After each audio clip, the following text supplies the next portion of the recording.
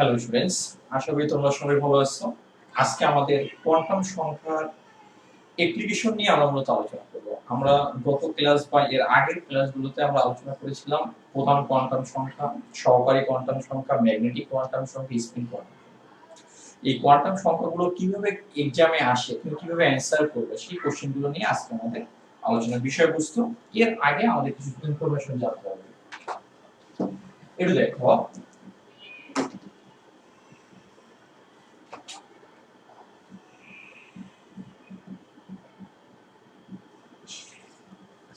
একটা পরমাণুতে ইলেকট্রনের সঠিক অবস্থান জানার জন্য তোমার চারটা কোয়ান্টাম সংখ্যা প্রয়োজন। একটা হচ্ছে এন এর মান, একটা এল এর মান, একটা এম এর মান, আর একটা হচ্ছে এস এর মান। এই কথাগুলো আমরা আগের ক্লাসে আমরা বলে আসছি। পরমাণুতে একটি ইলেকট্রনের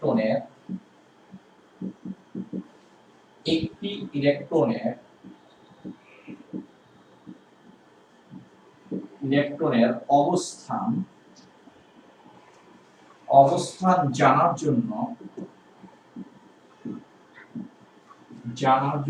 চারটি কোয়ান্টাম সংখ্যার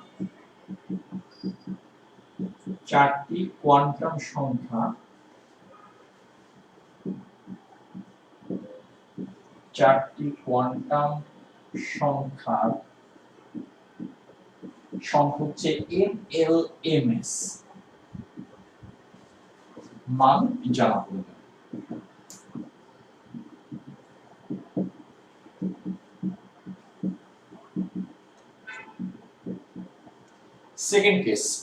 সেকেন্ড উদাহরণটা যদি দেখি, আমরা যখন একটা ইলেকট্রনের জন্য এন এর মান হিসাব করব, এল এর মান হিসাব করব, এম এর মান হিসাব করব, এস এর মান হিসাব করব, তোমার দেখা যাবে হিসাব করতে গিয়ে এল এর অনেকগুলো মান আসছে। মনে করো একটা ইলেকট্রনের জন্য এল এর অনেকগুলো মান যদি আসো, এল এর মান নিতে হবে কয়টা? একটা ইলেকট্রনের জন্য এন এর মান হবে একটা, এল এর মান হবে একটা, এম এর মান হবে একটা, এস এর মান হবে একটা। প্রত্যেকটার একটা একটা করে মান থাকবে। যদি ক্যালকুলেশন করতে গিয়ে যদি এল এর যদি অনেকগুলো মান থাকে, তাহলে ওই মান থেকে একটা মান কনসিডার করতে হবে। কোন মানটা তুমি কনসিডার করবে সেটা আমি ক্যালকুলেশন করার ক্ষেত্রে আমি বলি। তার মানে হচ্ছে একটা ইলেকট্রনের জন্য এন এর একটা মান থাকবে, এল এর একটা মান থাকবে, এম এর একটা মান থাকবে, এস এর একটা মান থাকবে। টোটাল মান পাবো কয়টা? চারটা। এল বা এম বা এস এর অনেকগুলো যদি মান আসে, সেই মানগুলো নেওয়া যাবে না। কয়টা মান নেওয়া যাবে? সর্বোচ্চ একটা করে মান নেওয়া যাবে। একটি ইলেকট্রনের জন্য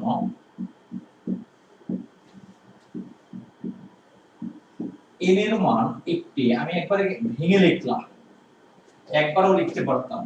এন এর মান একটি, এল এর মান একটি, এটা একবারে মাথার ভিতর সেটআপ করতে হবে। এম এর মান একটি, এম এর মান একটি এবং এস এর মান একটি থাকবে, এবং এস এর মান একটি হবে। অনেকগুলো মান আসলে সেগুলো নেওয়া যাবে না, একটি হবে। কোন মানগুলো নেব সেটা আমরা পরে বলবো। এখন দেখো, থার্ড কেসের ক্ষেত্রে আমি যদি তৃতীয় নম্বর কেস যদি লিখি, এই দুটো আগে উঠাই নাও। থার্ড কেসটার জন্য আমাদের একটু জায়গা দরকার হবে। হ্যাঁ, থার্ড কেসটা আমরা একটু উপরে লিখেছি, এই দুটো একটু উঠাই নাও। আশা করি এটার কোনো ডাউট থাকার কথা না।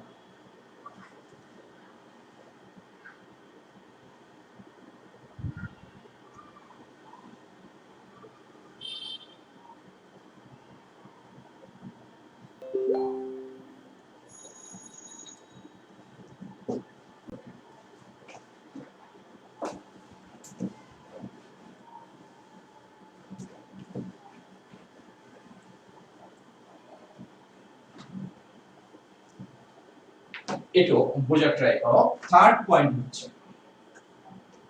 কোন একটা পরমাণুর জন্য ইলেকট্রন বিন্যাসটা হচ্ছে এরকম। এটা হচ্ছে ইলেকট্রন বিন্যাস। কোন একটা পরমাণুতে জাস্ট ইলেকট্রনগুলো এইভাবে পাওয়া যাচ্ছে। এখানে সব যুগল আকারে ইলেকট্রনগুলো পাওয়া যাচ্ছে। আগে বোঝার ট্রাই করব। আমরা ধরে নিলাম, এটা হচ্ছে আমরা ধরে নিচ্ছি কোন পরমাণু ইলেকট্রনিক কনফিগারেশন, এগুলো এক একটা বক্স মানে এক একটা অরবিটাল। এই এক একটা বক্সে ইলেকট্রন, এক একটা বক্সে ইলেকট্রন আছে কয়টা করে? তোমার দুটো করে ইলেকট্রন আছে। তুমি দেখো এই ডিরেকশনটাকে, যেটা স্পিন আপ, এই ডিরেকশনটাকে বা স্পিন আপ, এই ডিরেকশন দ্বারা বোঝানো হয়েছে ইলেকট্রনটা ক্লকওয়াইজ রোটেট করে। আমরা এর আগে লেকচারে আমরা বলছিলাম। আর এটা দ্বারা বোঝানো হয় স্পিন ডাউন, অর্থাৎ এটা যদি ক্লকওয়াইজ ইলেকট্রনটা যদি রোটেট করে তাহলে এই ইলেকট্রনটা এন্টি ক্লকওয়াইজ রোটেট করে। আমরা জানি যে ইলেকট্রন যখন রোটেট করে তখন তার জন্য একটা ম্যাগনেটিক ফিল্ড কি হয় বলতো তৈরি হয়। ইলেকট্রন যখন মুভমেন্ট করে তার জন্য একটা ইলেকট্রিক ফিল্ড তৈরি হবে, ওই ইলেকট্রিক ফিল্ডের জন্য একটা ম্যাগনেটিক ফিল্ড কি হবে বলতো তৈরি হবে। এই ইলেকট্রনের জন্য একটা ম্যাগনেটিক ফিল্ড তৈরি হলে এই ইলেকট্রনের জন্য কি হবে বলতো একটা ম্যাগনেটিক ফিল্ড তৈরি হবে। তাহলে এই ইলেকট্রনের তোমার কি ডিরেকশন আর এই ইলেকট্রনের ডিরেকশন কিন্তু তোমার এক না। তাহলে এই ইলেকট্রনের জন্য আমি ম্যাগনেটিক ফিল্ডের ভ্যালু যদি পাই 5, তাহলে এই ইলেকট্রনের জন্য ম্যাগনেটিক ফিল্ডের আমি ভ্যালু এটা ধরে নিলাম কত পাবো বলতো 5। ম্যাগনেটিক তোমার যে তোমার ফিল্ড হবে সেটার ভ্যালুটা আমি ধরে নিলাম কত 5, তাহলে এই ইলেকট্রনের জন্য 5। এখন এই ইলেকট্রনের ডিরেকশন আর এই ইলেকট্রনের ডিরেকশন কিন্তু এক না। এই ইলেকট্রনের ডিরেকশনটা ক্লকওয়াইজ আর এই ইলেকট্রনের ডিরেকশনটা কি অ্যান্টি ক্লকওয়াইজ। এদের ডিরেকশন তোমার কি হওয়ার কারণে, বিপরীত হওয়ার কারণে এটার ভ্যালু যদি +5 কনসিডার করি তাহলে এটার ভ্যালুটাকে আমি -5 কনসিডার করব। এটাকে আমরা কি করব -5 কনসিডার। তাহলে এটার তাদের যোগফলটা হয় কি +5 আর কি বলতো -5। আবার এই ইলেকট্রনের জন্য আমি যদি তোমার ম্যাগনেটিক ভ্যালু যদি পাই +5, তাহলে এটা অ্যান্টি ক্লকওয়াইজ, তার জন্য পাবো কত বলতো -5। ঠিক এটার জন্য আমরা কি পাবো, এটার জন্য আমরা কি পাবো +5, আর যেটা অ্যান্টি ক্লকওয়াইজ তার জন্য আমরা কত পাবো -5। তাদের টোটাল যোগফলটাকে আমরা কনসিডার করতে পারি কত 0। তাদের টোটাল যোগফলটাকে আমরা কনসিডার করতে পারি কত 0। অর্থাৎ কোন একটা পরমাণুতে ইলেকট্রনগুলো যদি এরকম যুগল বা জোড়া অবস্থায় থাকে তাহলে একটার ম্যাগনেটিক ফিল্ড আরেকটার ম্যাগনেটিক ফিল্ডকে ক্যান্সেল আউট করে দেয়। একটার ম্যাগনেটিক ভ্যালু আরেকটা ম্যাগনেটিক ভ্যালু টোটাল যোগফলটা কত হয় 0। তখন ওই পরমাণুটা কোনো ম্যাগনেটিক প্রপার্টি কি করবে না, শো করবে না। যদি তোমার এটা কেস যদি এরকম যদি থাকতো ব্যাপারটা, কোন পরমাণুর ইলেকট্রনিক কনফিগারেশনটা জাস্ট এরকম, আগে এটা বোঝার ট্রাই করো। তুমি দেখো এটা ক্লকওয়াইজ, এটা অ্যান্টি ক্লকওয়াইজ। এটার জন্য পাওয়া যাচ্ছে কত +5 আর এটার জন্য পাওয়া যাচ্ছে কত বলতো -5। এটা যদি তোমার ম্যাগনেটিক ফিল্ডের ভ্যালু যা হবে এটা ম্যাগনেটিক ফিল্ডের ভ্যালু কি একই হবে, বাট সাইন কি হবে বলতো অপোজিট হবে। অর্থাৎ এটার ম্যাগনেটিক ফিল্ড এটার ম্যাগনেটিক ফিল্ডকে ক্যান্সেল আউট করে দেয়, এটা যোগফল কত 0। বাট এটার ক্ষেত্রে হয় কত দেখো তো, এটার ক্ষেত্রে হয় কত +5। এটা কি তোমার ক্লকওয়াইজ, এটাও কি ক্লকওয়াইজ, এটার ক্ষেত্রে হয় কত বলতো +5। অর্থাৎ কোন পরমাণুর ক্ষেত্রে এটা 0 হয়, বাট এটা আর এটা যোগফলটা কি হয় না বলতো 0 হয়। অর্থাৎ কোন একটা পরমাণুর ইলেকট্রনগুলো যখন যুগল অবস্থায় থাকে তখন ম্যাগনেটিক ফিল্ডের ফলে যে ম্যাগনেটিক ভ্যালুটা পাওয়া যায় সেই ভ্যালুটার টোটাল যোগফলটা কি হয়ে যাবে বলতো, চুম্বক ভ্রামকের মান টোটালটা কত হয়ে যাবে বলতো 0 হয়ে যাবে। আর যদি ইলেকট্রনগুলো যদি এরকম, এটা হচ্ছে যুগল বাট এটা কিন্তু যুগল না, এটা সিঙ্গেল, যেটাকে আমরা বলি অযুগল। অযুগল অবস্থায় যদি থাকে তখন তাদের ম্যাগনেটিক ভ্যালুটা তোমার কি বলতো কখনো 0 হওয়ার কি বলতো পসিবিলিটি নেই। এটা একটা ম্যাগনেটিক ভ্যালু। অর্থাৎ ইলেকট্রনগুলো যদি যুগল অবস্থায় থাকে তাহলে এটা টোটাল ভ্যালুটা 0 হয়ে যায়, একটা ম্যাগনেটিক ফিল্ড আরেকটা ম্যাগনেটিক ফিল্ডকে ক্যান্সেল আউট করে দেয়, নিষ্ক্রিয় করে দেয়, ফলে ওই পরমাণুটা তখন ম্যাগনেটিক নেচার কি করে না বলতো শো করবে না, প্রদর্শন করবে না। আর যদি কোন একটা পরমাণুতে ইলেকট্রনগুলো যদি এরকম অযুগল অবস্থায় যদি থাকে তাহলে তোমার কি হবে বলতো, এর ক্ষেত্রে কি হবে একটা ম্যাগনেটিক ভ্যালু তোমার পাওয়া যাবে, সেই ক্ষেত্রে ওই পরমাণুটা একটা ম্যাগনেটিক প্রপার্টি কি করবে বলতো শো করবে। তাহলে এটার ক্ষেত্রে আমরা লিখতে পারি উপরেরটার ক্ষেত্রে পরমাণুতে ইলেকট্রনগুলো যুগল অবস্থায় থাকলে, ইলেকট্রনগুলো যুগল মানে দুটা, যুগল অবস্থায় থাকলে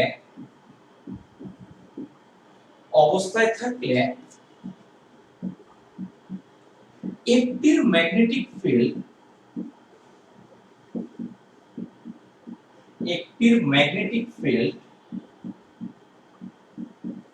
অপরটির ম্যাগনেটিক ফিল্ডকে নিষ্ক্রিয় করে দেয়। অপরটির ম্যাগনেটিক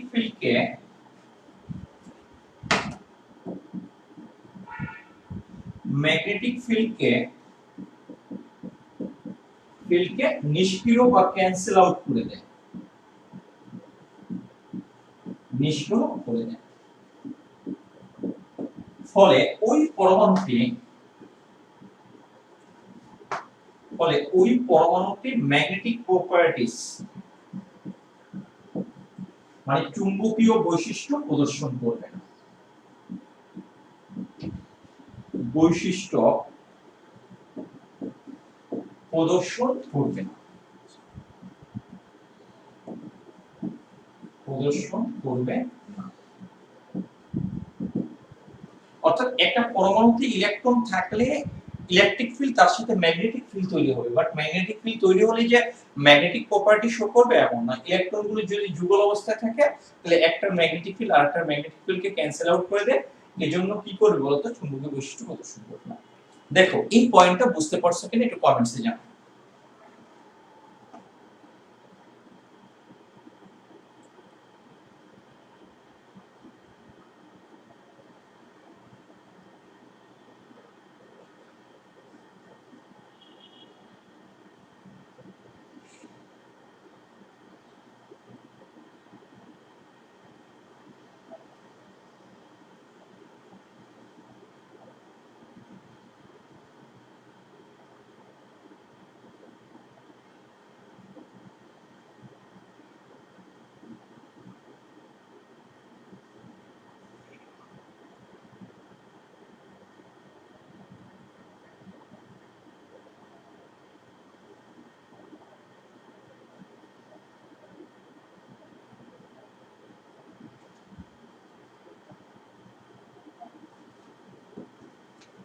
ওকে, 4 নম্বর পয়েন্ট একটু দেখো।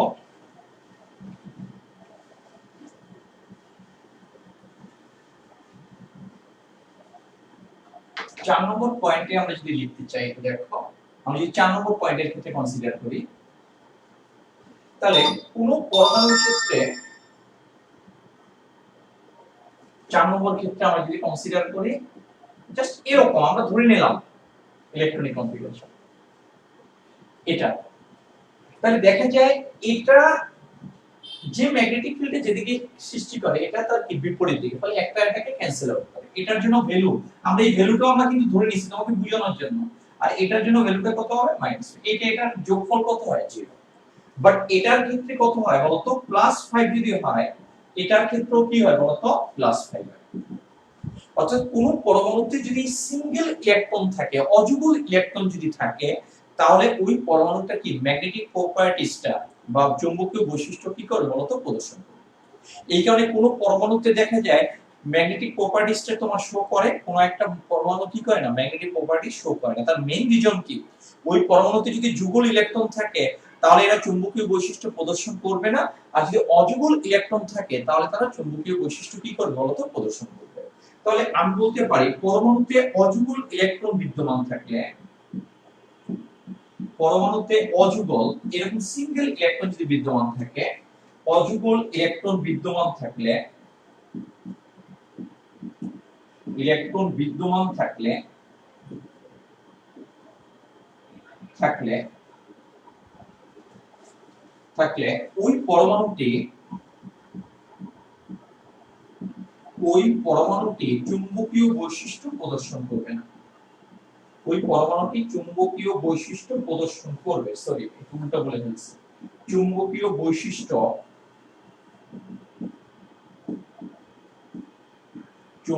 বৈশিষ্ট্য তোমার কি করবে প্রদর্শন করবে। এটা সেকেন্ড।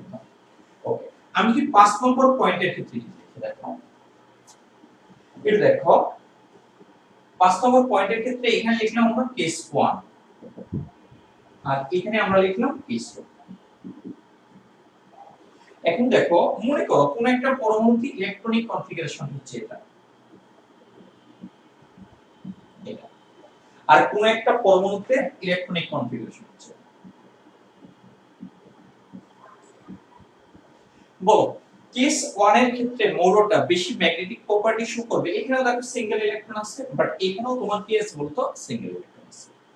বলো কেস 1 এর ক্ষেত্রে পরমাণুটা বেশি ম্যাগনেটিক প্রপার্টিজটা তোমার শো করবে, নাকি কেস 2 এর ক্ষেত্রে পদার্থটা বেশি চুম্বকীয় বৈশিষ্ট্য প্রদর্শন করবে? এটার ক্ষেত্রে ম্যাগনেটিক ফিল্ড স্ট্রং হবে নাকি এটার ক্ষেত্রে ম্যাগনেটিক ফিল্ডটা কি হবে বলো তো স্ট্রং হবে? এটা একটু কমেন্টসে জানাও। কেস 1 এর ক্ষেত্রে কি হবে? এটা কি তোমার কি দুর্বল ম্যাগনেটিক ফিল্ড তৈরি করবে নাকি এটা শক্তিশালী ম্যাগনেটিক ফিল্ড তৈরি করবে? এটা দুটোর মধ্যে কোনটা বেশি ম্যাগনেটিক প্রপার্টি বেশি সৃষ্টি করবে, কোনটা বেশি ম্যাগনেটিক নেচারটা ভালোভাবে শো করবে? যে ভালোভাবে বেশি ম্যাগনেটিক নেচার শো করবে সে তত শক্তিশালী ম্যাগনেটিক ফিল্ড তৈরি করবে, সে তত বেশি কি চুম্বকীয় বৈশিষ্ট্য কি করে বলতো অ্যাসিভ করতে পারবে। তাহলে কে দুর্বল চুম্বক ক্ষেত্র তৈরি করতে পারবে আর কে শক্তিশালী চুম্বক ক্ষেত্র তৈরি করতে পারবে? কেস 1 এবং কেস 2 এর ক্ষেত্রে একটু কমেন্টসে।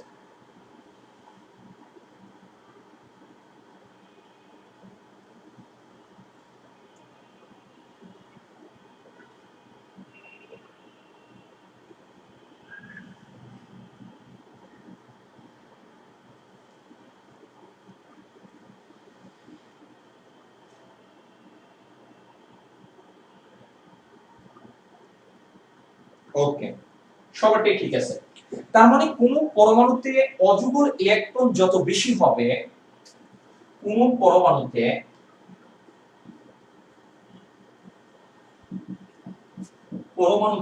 অযুগল ইলেকট্রন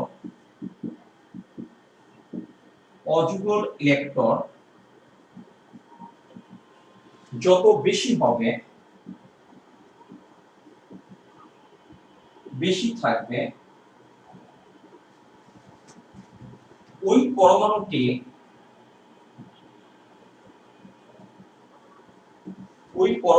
তত বেশি স্ট্রং ম্যাগনেটিক ফিল্ড সৃষ্টি করতে পারবে। ম্যাগনেটিক ফিল্ড তোমার সৃষ্টি করতে পারবে, সৃষ্টি করতে, এটা হচ্ছে এটার নিচে আমরা লিখে দিলাম করতে পারে। এটা এটা উঠে নেব।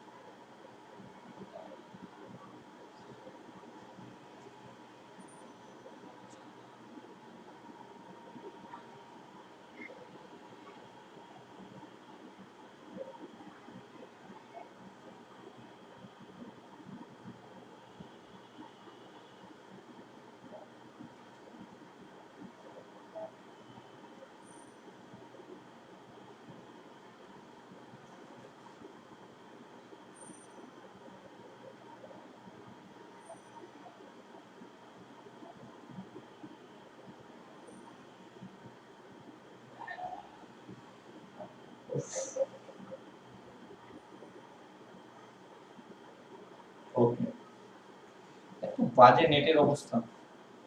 একটু দেখো 5 নম্বর পয়েন্ট হচ্ছে এগুলো থেকে এমসিকিউ খুব ভালোভাবে আসে।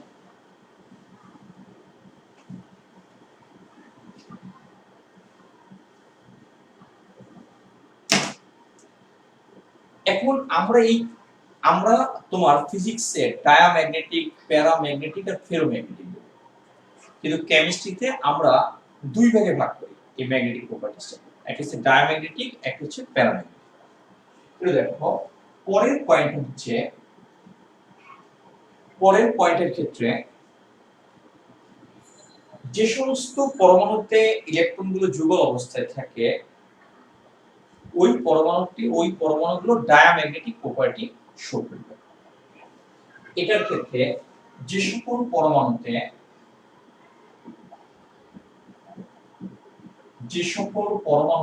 ইলেকট্রনগুলো যুগল অবস্থায়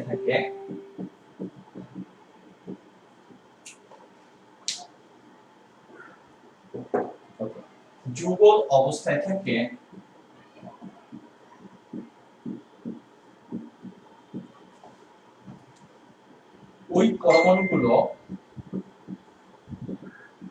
ওই পরমাণুগুলো ডায়াম্যাগনেটিক হবে। ম্যাগনেটিক হবে।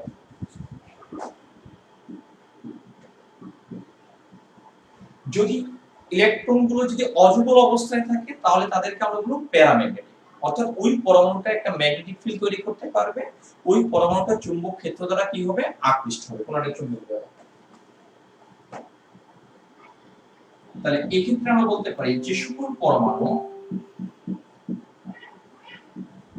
তে ইলেকট্রনগুলো, এগুলো খুব এমসিকিউ তে এবং বোর্ড এক্সামে অনেক আসে, ইলেকট্রনগুলো অযুগল অবস্থায় থাকে,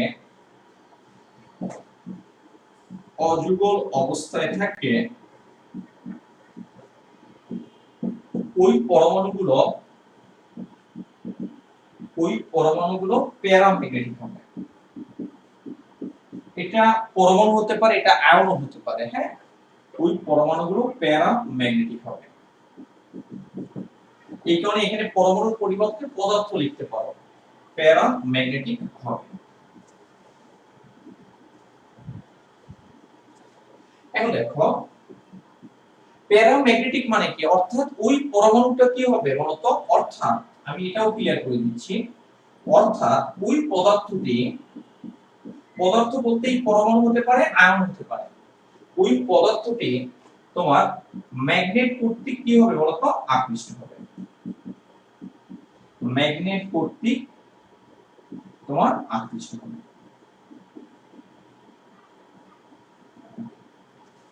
দেখো 7 নম্বর পয়েন্টে, যদি কোনো প্যারাম্যাগনেটিক পদার্থ একটা স্ট্রং ম্যাগনেটিক ফিল্ড যদি তৈরি করতে পারে, অর্থাৎ ওই পরমাণুতে যদি অযুগল ইলেকট্রনের সংখ্যা যদি অনেক বেশি হয়, তাহলে ওই প্যারাম্যাগনেটিক পদার্থকে আমরা বলবো ফেরোম্যাগনেটিক।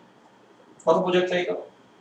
কোন একটা পদার্থ যদি উইক ম্যাগনেটিক ফিল্ড তৈরি করে সেটা প্যারাম্যাগনেটিক, আর যদি কোন একটা পদার্থ যদি স্ট্রং ম্যাগনেটিক ফিল্ড তৈরি করে তাহলে সেটাও প্যারাম্যাগনেটিক, বাট ওই প্যারাম্যাগনেটিকটাকে আমরা বলবো কি, ফেরোম্যাগনেটিক। ওই প্যারাম্যাগনেটিকটাকে আমরা কি বলবো, ফেরোম্যাগনেটিক। যদি স্ট্রং ম্যাগনেট, আমি কথাটা আবার বলছি, যদি তোমার উইক ম্যাগনেটিক ফিল্ড যদি তৈরি করে তাহলে প্যারাম্যাগনেটিক, স্ট্রং ম্যাগনেটিক ফিল্ড তৈরি করলে সেটাও প্যারাম্যাগনেটিক, বাট ওই প্যারাম্যাগনেটিকটাকে আমরা বলবো ফেরোম্যাগনেটিক। ওই প্যারাম্যাগনেটিকটাকে আমরা কি বলবো, ফেরো।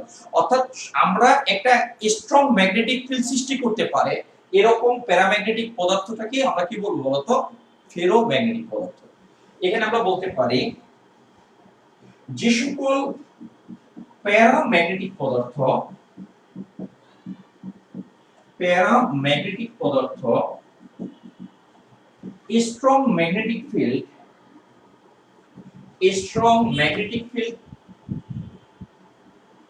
ম্যাগনেটিক ফিল্ড, ম্যাগনেটিক ফিল্ড সৃষ্টি করতে পারে, সৃষ্টি করতে পারে,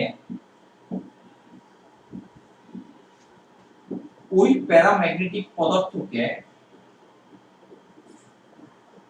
ওই প্যারাম্যাগনেটিক পদার্থকে, পদার্থকে ফেরোম্যাগনেটিক পদার্থ বলে, ফেরোম্যাগনেটিক, ফেরোম্যাগনেটিক তোমার পদার্থ বলে। তার মানে হচ্ছে এখানে প্যারা আর ফেরোকে আলাদাভাবে ফিজিক্স করে, ডায়া, প্যারা এবং ফেরোকে আলাদাভাবে ডিফাইন করে। কেমিস্ট্রি কি করে, ফেরোটাকে প্যারার মধ্যে নিয়ে আসছে, অর্থাৎ প্যারাম্যাগনেটিকটা যখন দুর্বল কোন একটা পদার্থ দুর্বল ম্যাগনেটিক ফিল্ড তৈরি করে তখন প্যারাম্যাগনেটিক, মানে অযুগল ইলেকট্রনের সংখ্যা যখন কম থাকে, আর যখন এটা বেশি অযুগল ইলেকট্রন সংখ্যা থাকে তখন সেটাকে প্যারাম্যাগনেটিক, কিন্তু ওই প্যারাম্যাগনেটিকটাকে আমরা স্পেশাল ভাবে কি বলবো, ফেরোম্যাগনেটিক। অর্থাৎ সকল ফেরোম্যাগনেটিক পদার্থ এক ধরনের প্যারাম্যাগনেটিক পদার্থ, বাট সকল প্যারাম্যাগনেটিক পদার্থকে আমরা ফেরোম্যাগনেটিক পদার্থ এখানে বলবো। যারা উইক ম্যাগনেটিক ফিল্ড তৈরি করে তাদেরকে প্যারা বলবো, আর যারা তোমার স্ট্রং ম্যাগনেটিক ফিল্ড তৈরি করে তাহলে ওই সমস্ত প্যারাম্যাগনেটিককে আমরা এখানে ফেরোম্যাগনেটিক বলবো। দেখো আমার কথাগুলো বুঝছো না?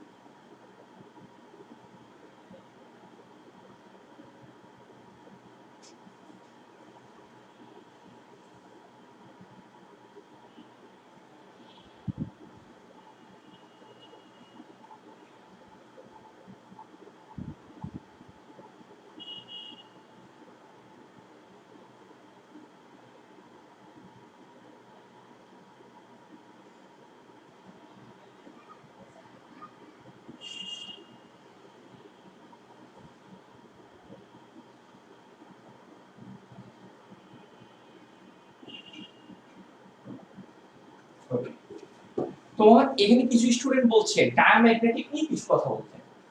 আমি বলছি যারা ইলেকট্রনগুলো যদি যুগ্ম অবস্থায় থাকে, একটার ইলেকট্রন আরেকটার ইলেকট্রনকে ক্যান্সেল আউট করে দেয়, নিষ্ক্রিয় করে দেয়, অর্থাৎ ওটার ম্যাগনেটিক প্রপার্টিটা কি করবে না, শো করে না। ওরা ম্যাগনেট করতে কি হয় না, আকৃষ্ট হয় না। ওই সমস্ত পদার্থগুলো কি করে না, ম্যাগনেট করতে আকৃষ্ট হয় না, কিন্তু ম্যাগনেট করতে কি হয় বলতো, বিকশিত হয়। বাট দেখবা যে ফিজিক্সের ডোমেন থিওরি আছে, ডোমেন থিওরির মাধ্যমে এগুলো ব্যাখ্যা করা যায়, এগুলো ফিজিক্স অ্যানালাইসিস করে, বাট আমরা এক্ষেত্রে আমরা বলি না এখানে। হ্যাঁ, আমরা বলছি এখানে ইলেকট্রনগুলো যদি যুগল অবস্থায় থাকে, একটা ম্যাগনেটিক ফিল্ড আরেকটা ম্যাগনেটিক ফিল্ডকে ক্যান্সেল আউট করে দেয়, ফলে ওটা কোনো ম্যাগনেটিক ফিল্ড কি করতে পারে না, তৈরি করতে পারে না। আর ম্যাগনেটিক ফিল্ড তৈরি করতে না হলে এটা চুম্বক করতে কি হয় না, আকৃষ্ট হয় না। এই জাতীয় পদার্থ ভিত্তিক চুম্বককে আকৃষ্ট করে না, এরা চুম্বককে কি করে, বিকশিত। বিকশিতর ব্যাখ্যা ডোমেন থিওরি ভালোভাবে ব্যাখ্যা করতে পারবে। ওকে, আশা করি তুমি বুঝতে পারছো। আর এখানে যদি সিরিয়াল নাম্বার, হ্যাঁ এটার নাম কি জানি, বিনতে,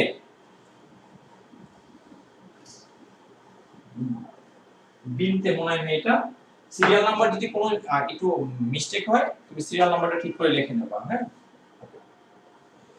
এখন দেখো, এখন আমরা কোশ্চেন, কোয়ান্টাম সংখ্যার কোশ্চেনে আসবো, বোঝার ট্রাই করব। কোশ্চেনে যত রকমের কোশ্চেন হয় কোয়ান্টাম সংখ্যা, সবগুলো থেকে আমরা নক করব একটা একটা করে। দেখো, সোডিয়াম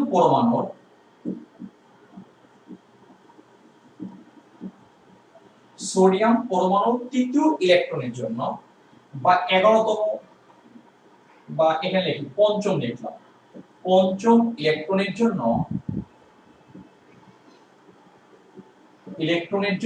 কোয়ান্টাম সংখ্যার সেট নির্ণয় করো। কোয়ান্টাম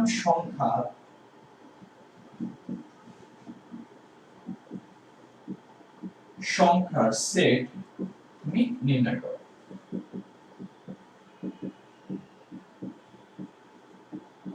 এটা বোঝার ট্রাই করো।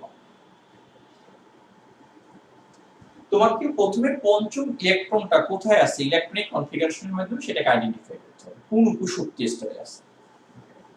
আমি ধরে নেব তুমি ইলেকট্রন বিন্যাস জানো, 9 10 যেহেতু পড়ে আসছো, তুমি 1 থেকে 30 পর্যন্ত জানো। ইলেকট্রন বিন্যাসের টেকনিকটা কি হবে সেটা আমরা পরে আসবো, একটু ওয়েট করো। এটা দেখো, এখানে যদি আমরা লিখি, একটু দেখো, এটা সোডিয়াম, এই সোডিয়াম এলিমেন্ট, একটু বোঝার ট্রাই করো। এটার ইলেকট্রনিক কনফিগারেশন যদি করি 1s2, এটা 2s2, এটা 2p6, এটা 3s7। আমি যদি পঞ্চম ইলেকট্রনের কথা যদি বলি, তাহলে এটা আছে কত, 2, এই 2 কত, 4। তাহলে পঞ্চম ইলেকট্রনটা কোথায় আছে, এগুলো কিন্তু উপশক্তি স্তর 2p। পিটাকে আমরা বলি উপশক্তি স্তর। p যদি ডিভাইডেড হয়, px py pz, এগুলোকে আমরা কি বলি, অরবিটাল।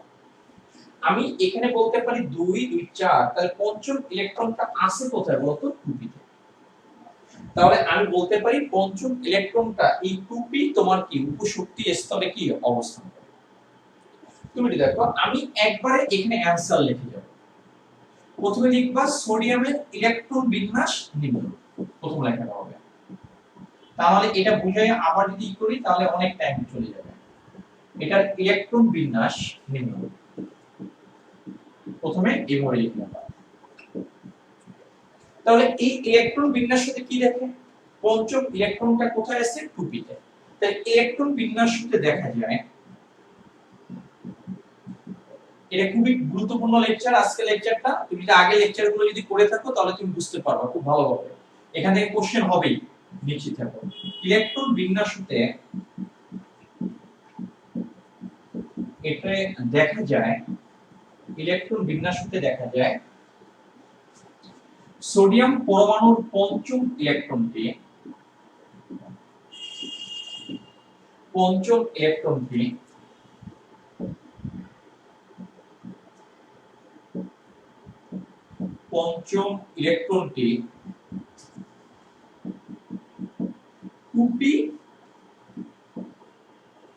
2p উপশক্তি স্তরে অবস্থান করে,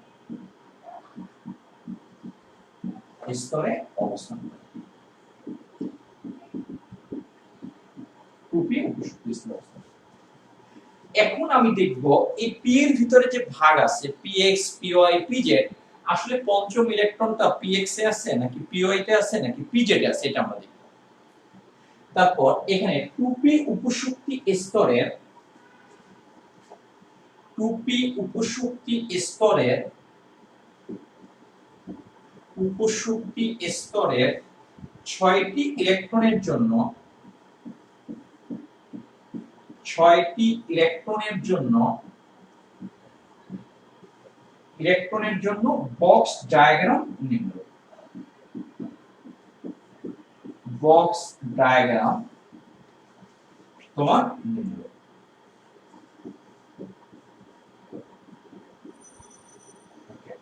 আমি একটা খুব ভালোভাবে লেখাই দেবো, বাকিগুলো আমি শর্টকাটে হিন্টস আকারে লিখব।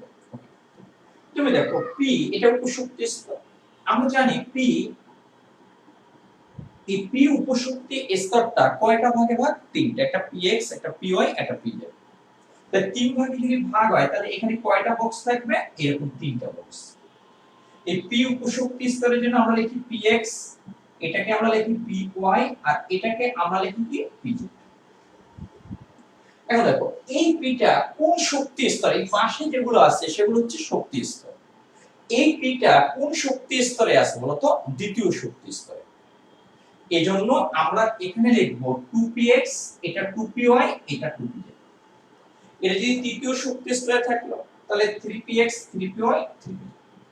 আমি কথাটা আবার বলছি, তোমার এখানে কি তোমার পিতে তোমার ভাগ আছে কয়টা উপশক্তি স্তর? তিনটা। এটা px py pz তিনটা বক্স। এটা দ্বিতীয় শক্তি স্তরে, এইখানে প্রত্যেকটার পাশে। আমরা যদি এই 6টা ইলেকট্রনকে যদি ভাগ করে দিই তাহলে প্রথম ইলেকট্রনটা জাস্ট এই ইলেকট্রনটা, আমরা জানি এটা 19 জানি। প্রথমে একটা একটা করে ইলেকট্রন এখানে যাবে। এটা হচ্ছে কত? 4। এই 6টা ইলেকট্রন আমি ভাগ করব, এটা হচ্ছে 5।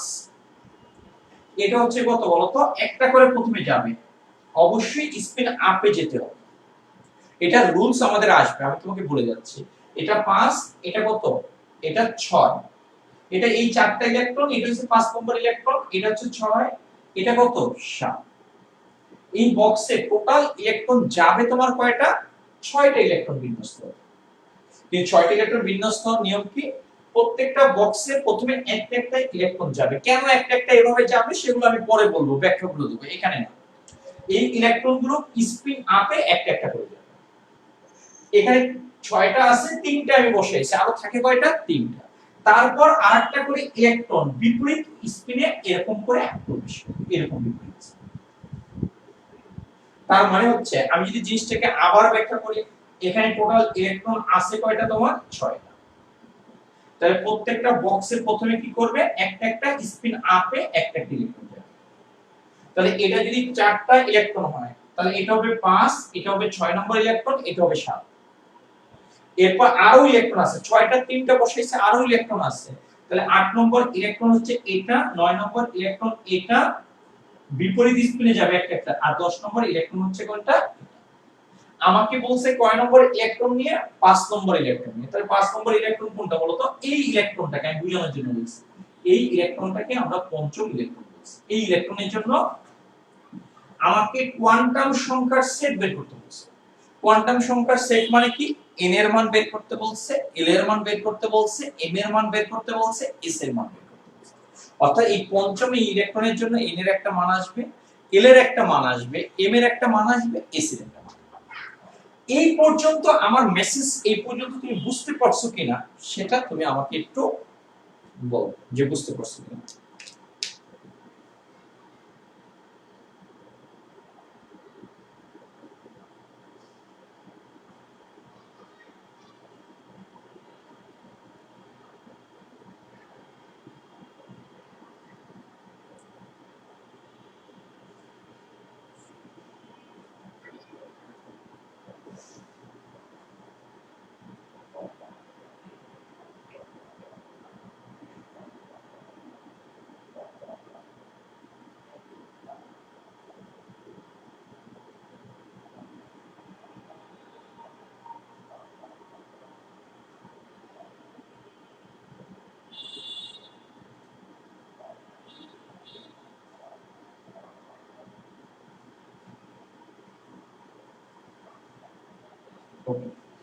একটু দেখো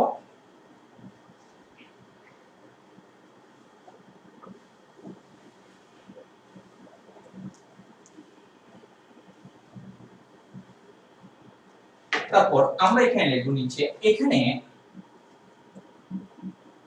পঞ্চম ইলেকট্রনটি 2px অরবিটালে রয়েছে,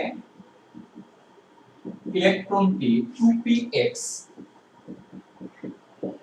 অরবিটালে রয়েছে।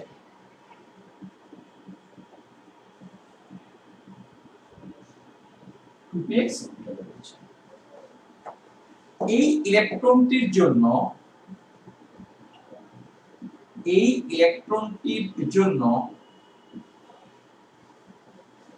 জন্য কোয়ান্টাম সংখ্যার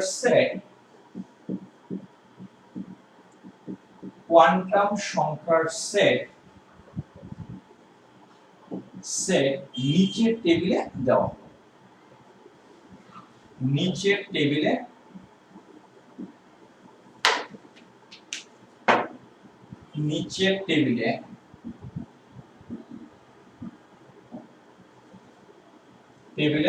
দেওয়া হবে।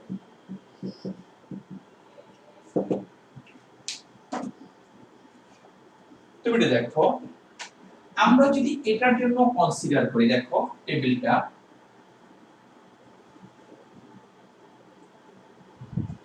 টেবিলটা তুমি কিভাবে তৈরি করো সেটা একটু দেখো। এখানে লিখবা পঞ্চম ইলেকট্রন, বা এখানে আমরা এটা লিখলেও লিখতে পারো। এটার জন্য n এর মান, এটার জন্য l আমরা বের করি কি 0 to n - 1। এটার জন্য আমরা m এর মান -l থেকে +l। এটার জন্য আমার কি s এর মান। পঞ্চম ইলেকট্রনকে জাস্ট এভাবে E5 দ্বারা লেখা হয়। E5 দেখো এই ইলেকট্রনটা 2px এ আছে, 2 দ্বারা ইন্ডিকেট করে তার শক্তি স্তর। তাহলে এটা কি দ্বিতীয় শক্তি স্তরে আছে। n মানে কি শক্তি স্তর, n মানে কি বলতো শক্তি স্তর। n মানে তাহলে দ্বিতীয় শক্তি স্তরে আছে n এর মান। তুমি দেখো আমি এখন l এর মান বের করব। l এর মান যদি বের করতে হয় তাহলে আমার n এর মান দরকার। এই 2 যদি এখানে আমি বসাই দিই তাহলে দেখো 2 - 1 2 - 1 এটার জন্য আমি কি বলতে পারি দেখো তো 2 - 1 মানে কত বলো তো 1। তার মানে কি 0 থেকে 1। তো 0 থেকে 1 এর মধ্যে কি আছে 0 আর কি আছে বলো তো 1 আছে। একটু বোঝার ট্রাই করো। n = তোমার 2 2 যদি হয় এখানে 2 বসাও। 2 - কত 1। 2 - 1 মানে কত হবে 1। তাই 0 থেকে 1 এর মধ্যে কি আছে 0 আর 1। আমরা জানি l = যদি 0 হয় সেটাকে আমরা কি বলি বলতো s, আর এই 1 টাকে আমরা কি বলি বলতো p। এটাকে আমরা কি বলি। এখন দেখো আমি বলছি একটা ইলেকট্রনের জন্য l এর অনেকগুলো মান আসতে পারে, বাট তুমি মান নেবা কয়টা একটা। এখন এই দুটোর মধ্যে কোন মানটা দেবা। ইলেকট্রনটা কি s এ আছে নাকি p তে আছে। দেখো ইলেকট্রনটা আছে কোথায় বলতো p তে। এই কারণে আমরা এই ক্ষেত্রে এই l = 0 মানটা এখানে কি হবে না কাউন্ট হবে। এখানে আমরা কোন মানটা নেব 1 মানটা। আমি আবার বলছি n = 2 এর জন্য l এর কয়টা মান আসছে দুটো, কিন্তু একটা ইলেকট্রনের জন্য l এর মান নিতে হবে কয়টা একটা। 0 দ্বারা কাকে ইন্ডিকেট করে s, 1 দ্বারা কাকে ইন্ডিকেট করে p। আসলে ইলেকট্রনটা s এ নাই, আছে কোথায় p তে। এই কারণে p এর জন্য আমরা l এর মানটা নিচ্ছি কত এই 1 নিচ্ছি।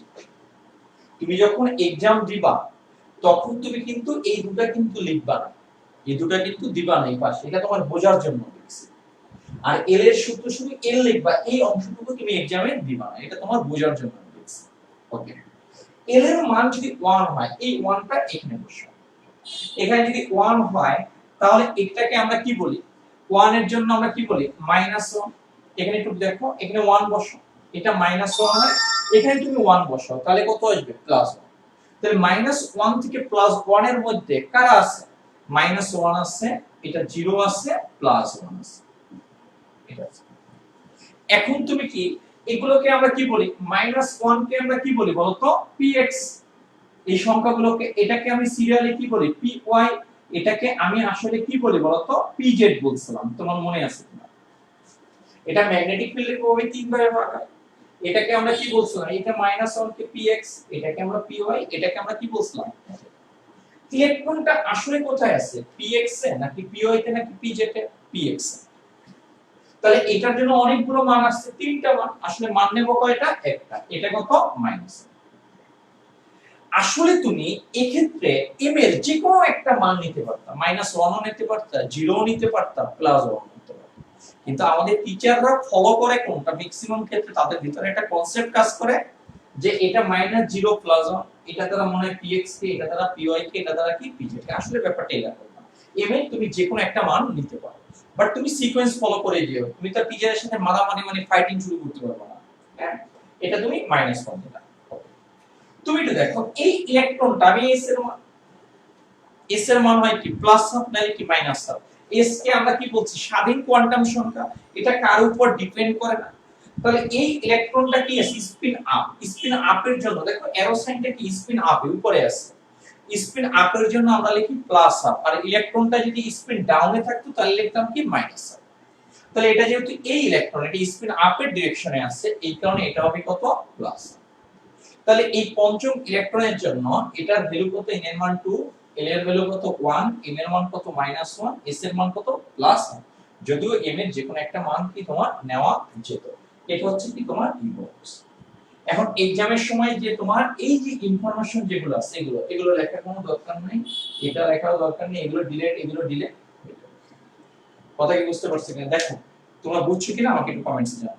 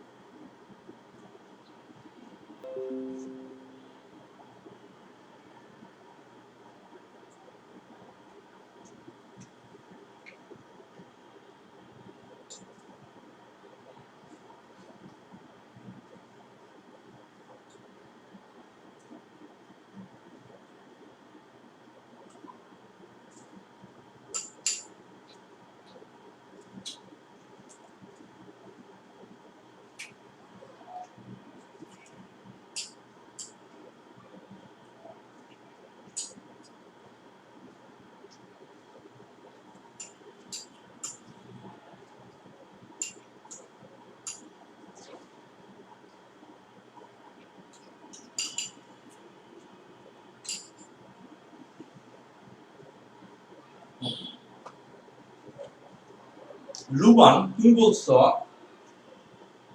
-1,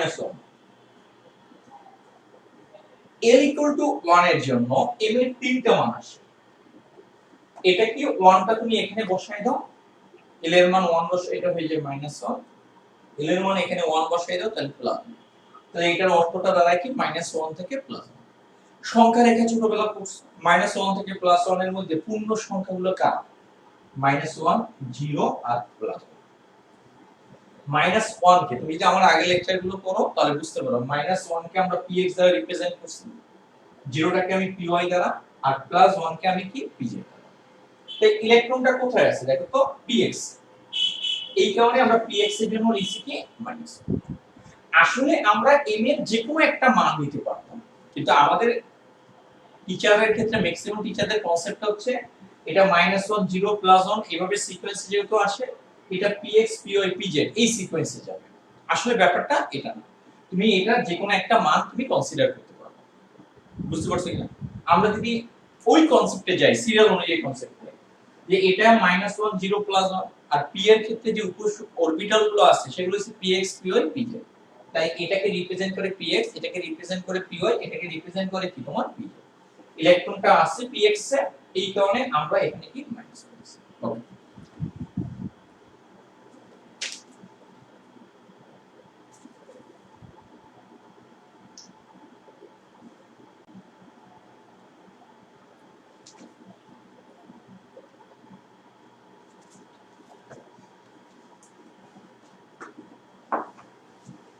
এখন দেখো সেকেন্ড কোশ্চেনটায় যাই।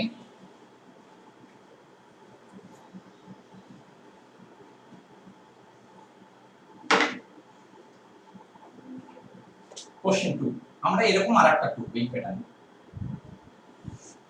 এটা দেখো নাইট্রোজেনের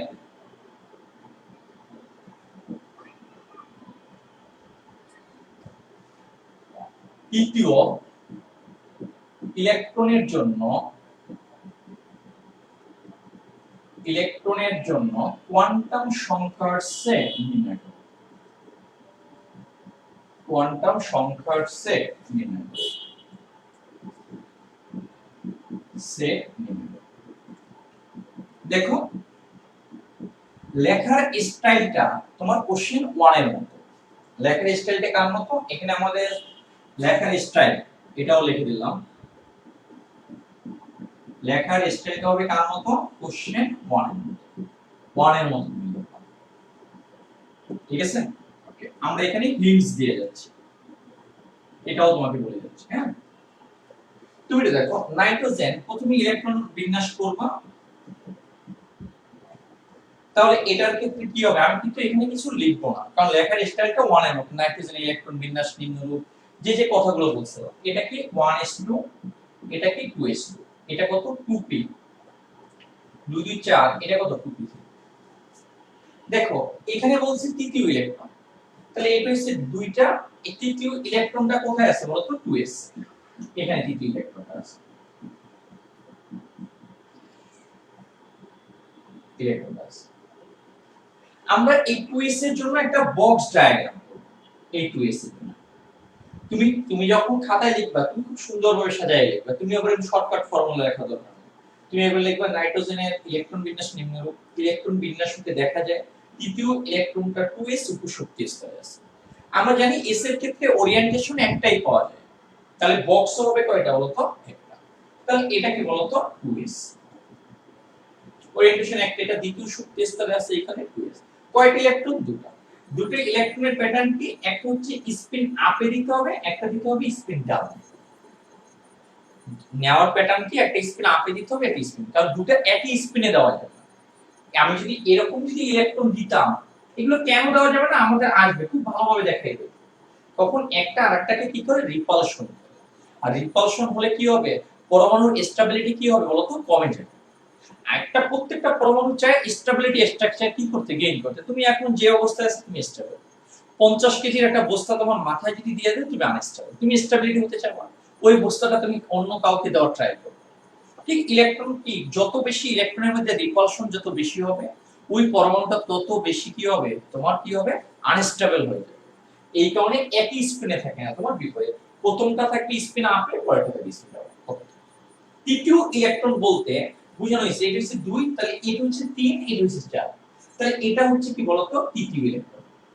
এই ইলেকট্রনটা হচ্ছে কি তোমার? এই তৃতীয় ইলেকট্রন। এই ইলেকট্রনের জন্য আমরা কি করব? কোয়ান্টাম সংখ্যার একটা সেট নির্ণয় করব। কোয়ান্টাম সংখ্যার সেট। তাহলে এখানে কি হবে বলতো? এই তৃতীয় ইলেকট্রন পরীক্ষার সময় না পেলে এটা দিবা না, তৃতীয় ইলেকট্রন শুধু nl ms দিবা। এটা তৃতীয় ইলেকট্রন, এটা ইলেকট্রন নাম্বার 3। তাহলে এটার ক্ষেত্রে কি হবে দেখো? একটা হবে n এর মান, একটা হবে l এর মান, একটা হবে কি তোমার m এর মান, আর একটা হবে কি তোমার s এর মান। মার্কআপ পেট্রোল এত বাজে।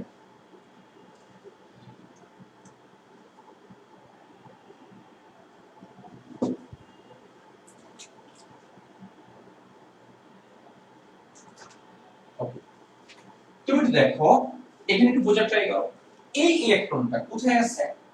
দ্বিতীয় শক্তি স্তর। n দ্বারা কি ইন্ডিকেট করে? শক্তি স্তর। n দ্বারা কি ইন্ডিকেট করে? তোমার শক্তি স্তর ইন্ডিকেট করে। কোন শক্তি স্তরে আছে? দ্বিতীয়তে। এই কারণে l এর মানটা আমরা ডিপেন্ড করে, l এর মানটা কার উপর? 0 টু n - 1 এর উপর। তাহলে এখানে 2, 2 এখানে বসাও, 2 - 1, তোমার টোটাল কত হয়? 2 - 1 মানে কত? 1।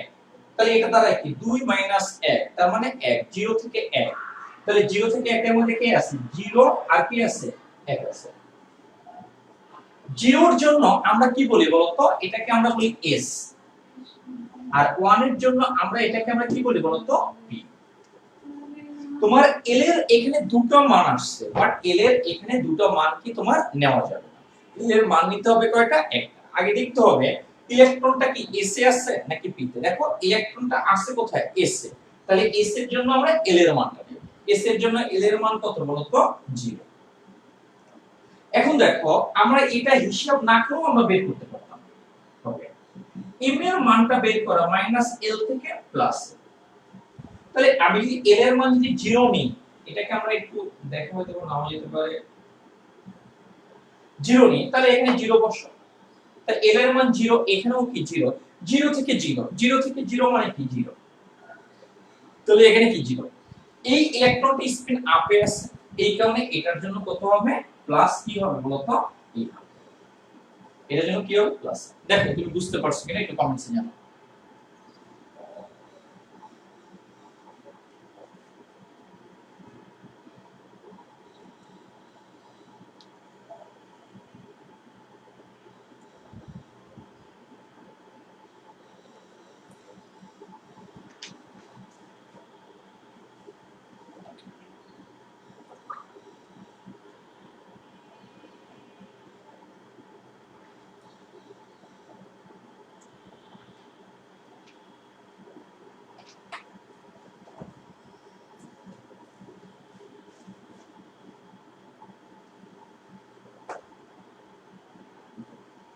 তুমি কিন্তু বাসায় এগুলো প্র্যাকটিস করবা, তাহলে কিন্তু অনেক ধরা খেয়ে যাবে। হ্যাঁ, তুমি দেখো আমরা যদি কোশ্চেন 3 এ যাই, 3 নম্বর কোশ্চেনের ক্ষেত্রে দেখো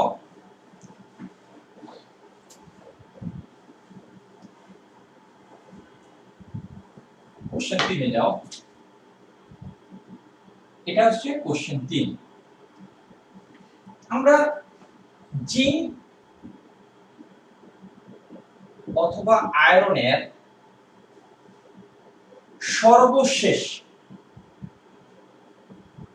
সর্বশেষ ইলেকট্রনের জন্য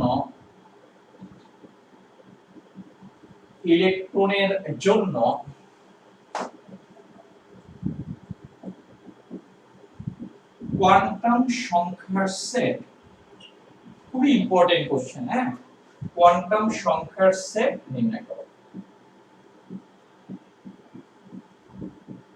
সেট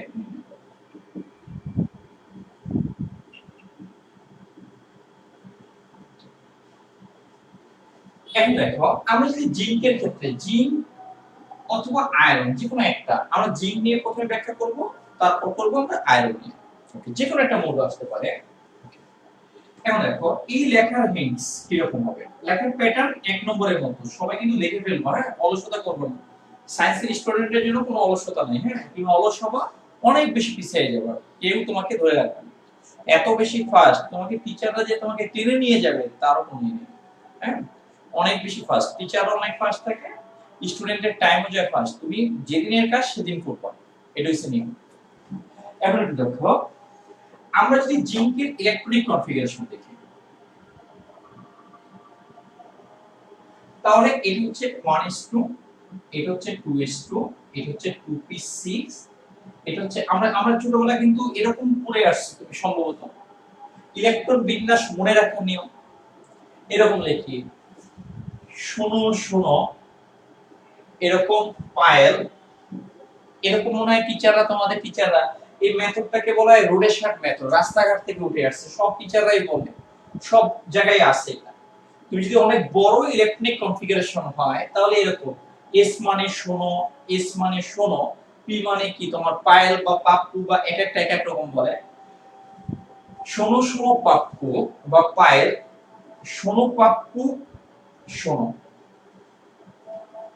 এখানে দেখো এরকম একটা সিকোয়েন্স আছে ডিপিএস, ডিপিএস, ডিপিএস করো, ডিপিএস করো, এরকম একটা সিকোয়েন্স আছে। এফডিপিএস, এফডিপিএস করো না, এফডিপিএস করো, এটা হচ্ছে সিকোয়েন্স। আমি আবার বলছি, যদি লেখা যদি দরকার হয় আমাকে কমেন্টসে বললো, আমি লিখে দেব। 0 পাপ্পু, 0 পাপ্পু 0, ডিপিএস করো, ডিপিএস করো, এফডিপিএস করো না, এফডিপিএস করো। এখন দেখো তুমি এখন এই জিনিসটা কবিতার আকারে না করে তুমি অন্যভাবে করতে পারো। তুমি দেখো কিভাবে মনে রাখবে।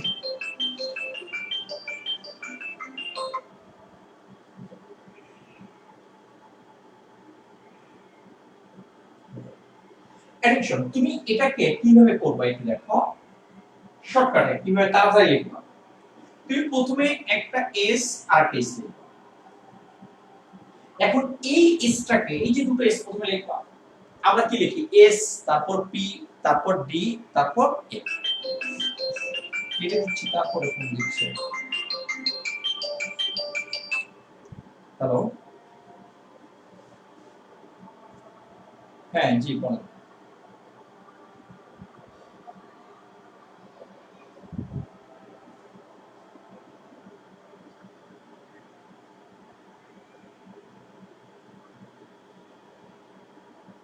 হ্যাঁ আচ্ছা, আমি তো আপনার নভেম্বরে আপনার কলেজে কি শেষ করছে?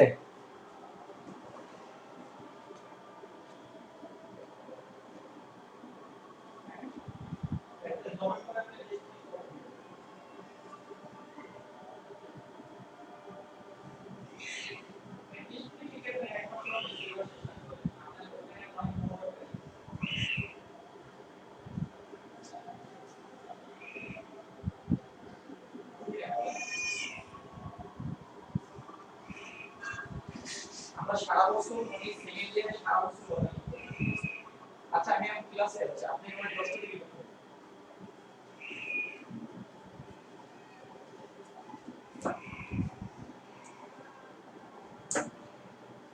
ওকে, এক সেকেন্ড একটু ডিস্টার্ব হয়ে গেল।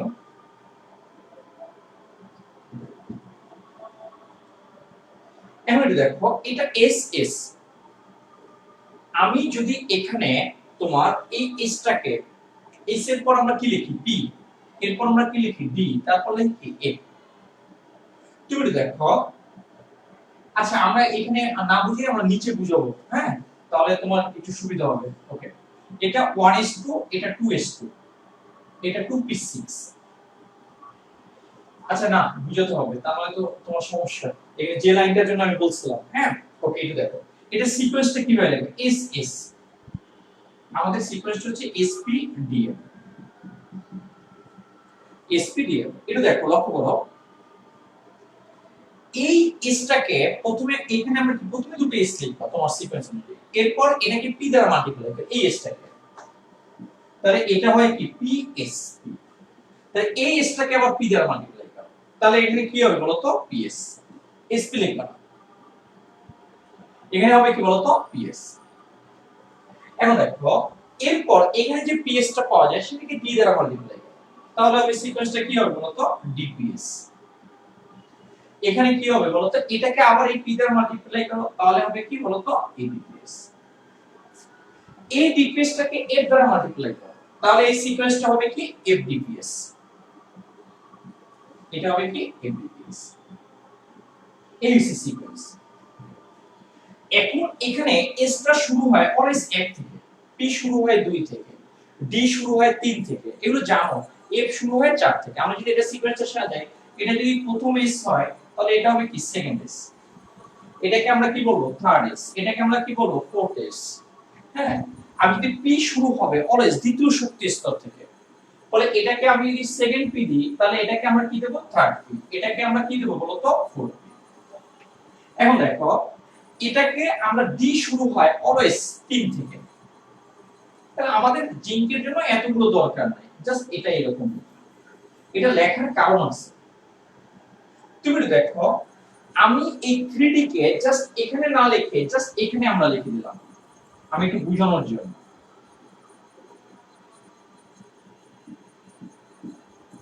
এটা সিকোয়েন্স অনুযায়ী এই তোমার 3D কে এখানে লিখে দিলাম, বোঝার ট্রাই করো। একটা এই উপশক্তি স্তরে ইলেকট্রনটা যাবে জাস্ট এই স্টেজে যাবে, প্রথমে 1s ফিল আপ হবে, এসে থাকতে পারে কয়টা, দুইটা। এরপর তোমার একটু দেখো এতে 2s এ যাবে, p তে থাকতে পারে কয়টা, 6টা, 3s এ থাকতে পারে কয়টা, দুইটা, p তে থাকতে পারে কয়টা, 6টা।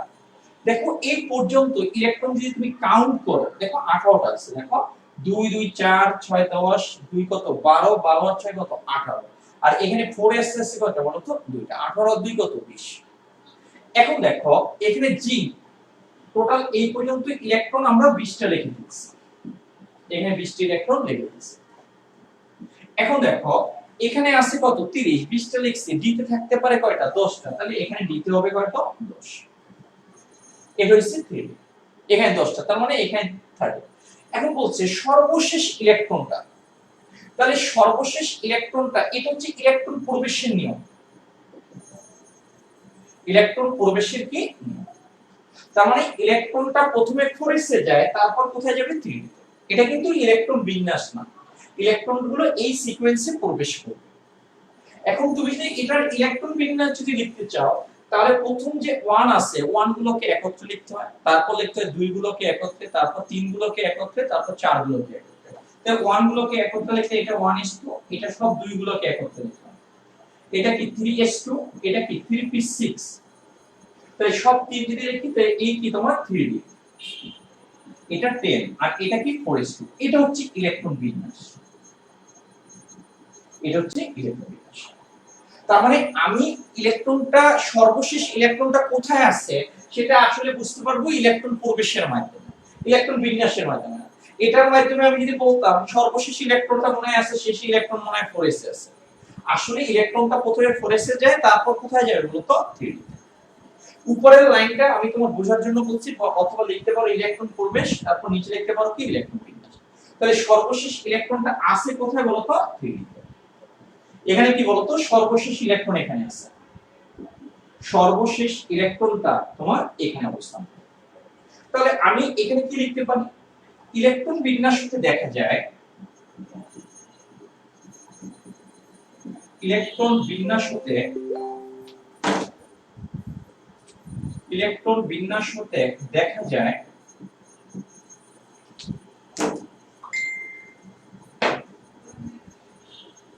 বিন্যাস হতে দেখা যায় জিঙ্কের সর্বশেষ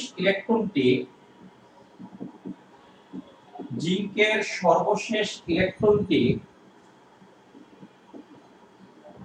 ইলেকট্রনটি 3d উপশক্তি স্তরে রয়েছে 3d উপশক্তি স্তরে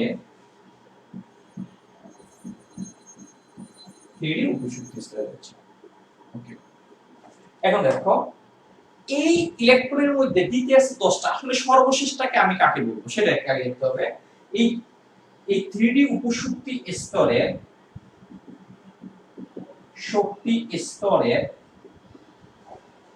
ইলেকট্রনগুলোর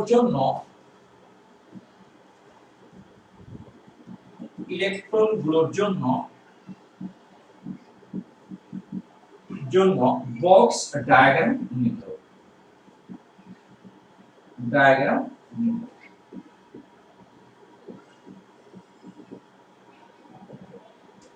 তুমি দেখো আমি উপরের অংশটা একটু ডিলিট করে দেব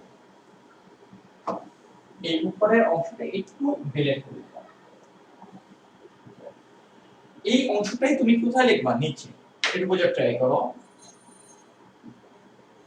এটা হচ্ছে তোমার ডি ডিটা কয়টা হয়ে গেল 5টা তাহলে এখানে বক্স হবে কয়টা এরকম 5টা এরকম বক্স হবে কয়টা এরকম 5টা আমরা এই এক একটা বক্সকে বলি এক একটা কি অরবিটাল এই অরবিটাল কি একটা হবে কি dxy আরেকটা কি বলতো dyz আরেকটা হবে কি dzx আরেকটা হবে কি dx2 - কি y2 আরেকটা হবে কি dz2 এখন দেখো এই ডিটা কোন ডি তৃতীয় শক্তি স্তরে এই কারণে প্রত্যেকটার আগে এখানে 3 দিয়ে দেব প্রতিটার আগে আমরা এখানে কি করব এখন প্রত্যেকটা অরবিটালে এই পাঁচটায় আমরা কি পাঁচটা বক্সে বা পাঁচটা অরবিটালে আমরা 10টা ইলেকট্রন বসাবো 10টা ইলেকট্রন বসানোর নিয়ম কি এখানে প্রথমে একটা বসবে প্রথমে এটা একটা এরকম তোমার একটা এরকম একটা তুমি দেখো এই পর্যন্ত ইলেকট্রন আছে 20টা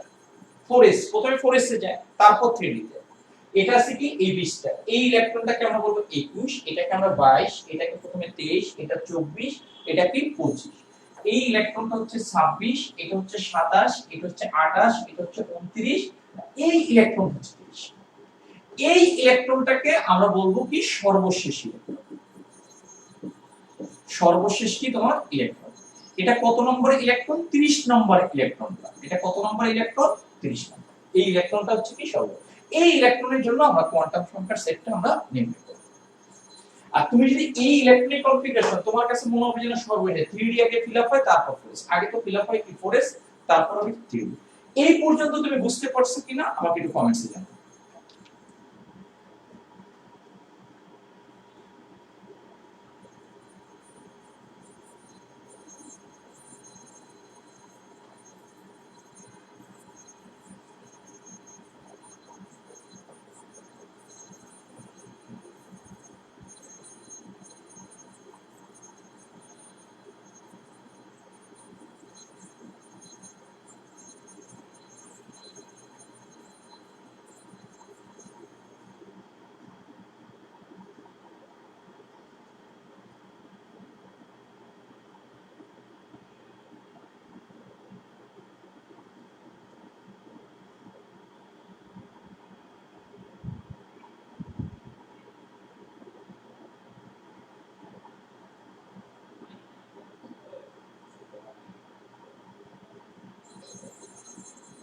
ওকে, এখন দেখো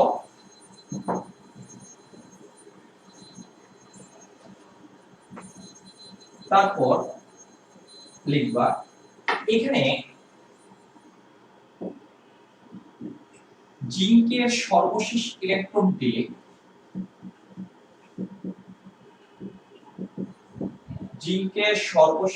ইলেকট্রনটি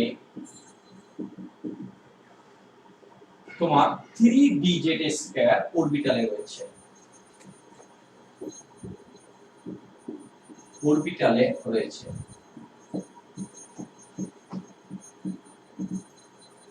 এই ইলেকট্রনের জন্য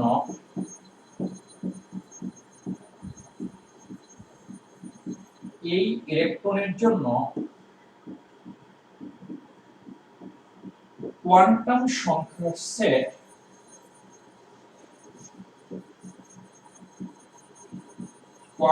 সংখ্যার সেট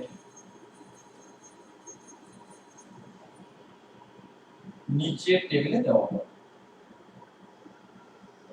সেট নিম্নরূপে এটা তাহলে এটা দেখো আমি যদি এটার জন্য নির্ণয় করি, এটা m, এটা l, এটা কি তোমার m আর এটা হচ্ছে কি তোমার s। দেখো n মানে শক্তি স্তর, ইলেকট্রনটা কততে আছে? তৃতীয় শক্তি স্তরে, এটার মান কি?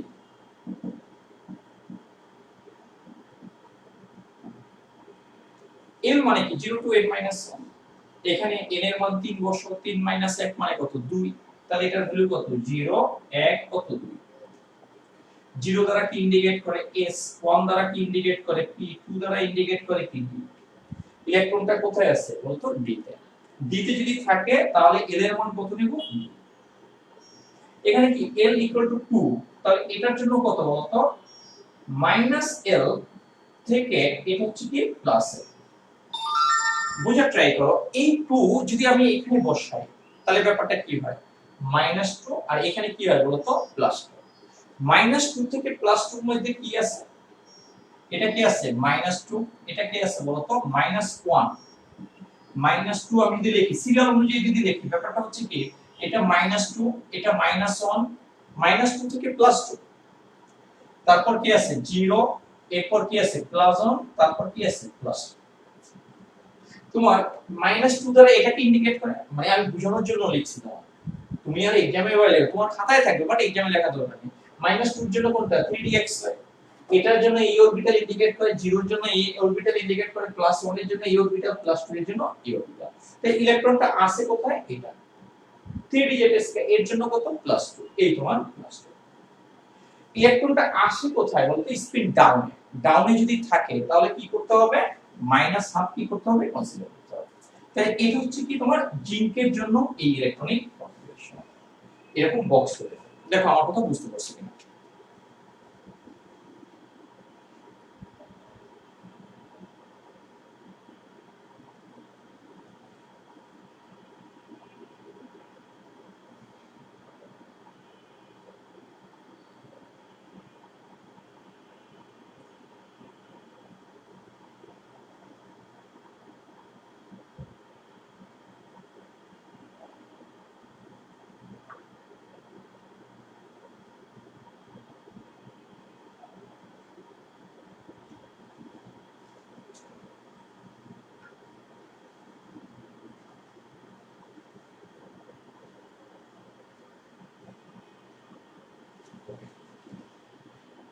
এখন দেখো এরপর তোমরা আয়রনের জন্য তুমি বাসায় প্র্যাকটিস করবে।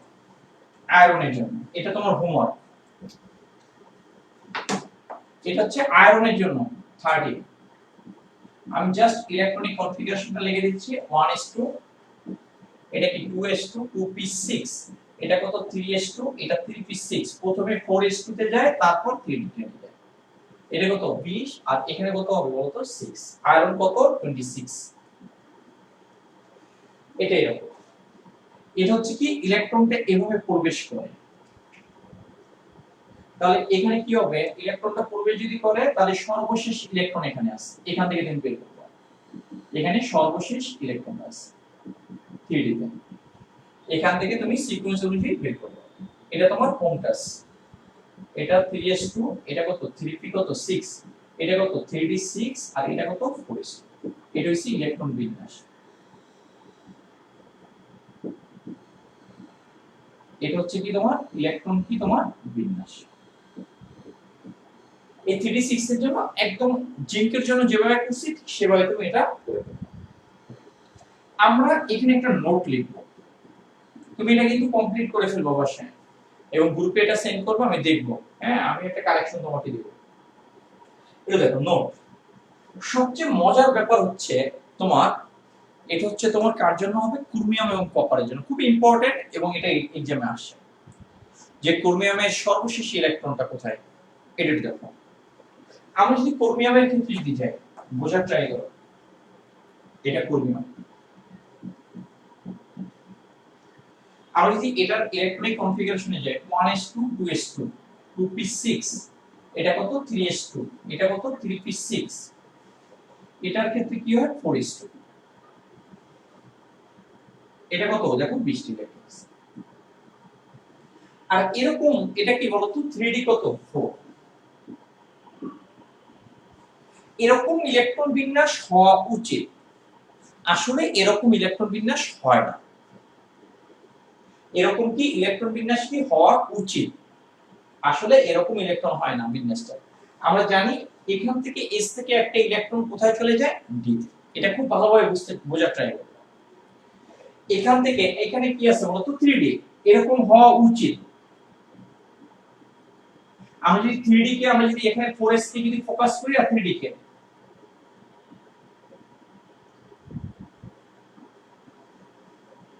এখান থেকে যদি হয় এটা 4, আর এখানে কি বলতো এখানে একটা প্লাস।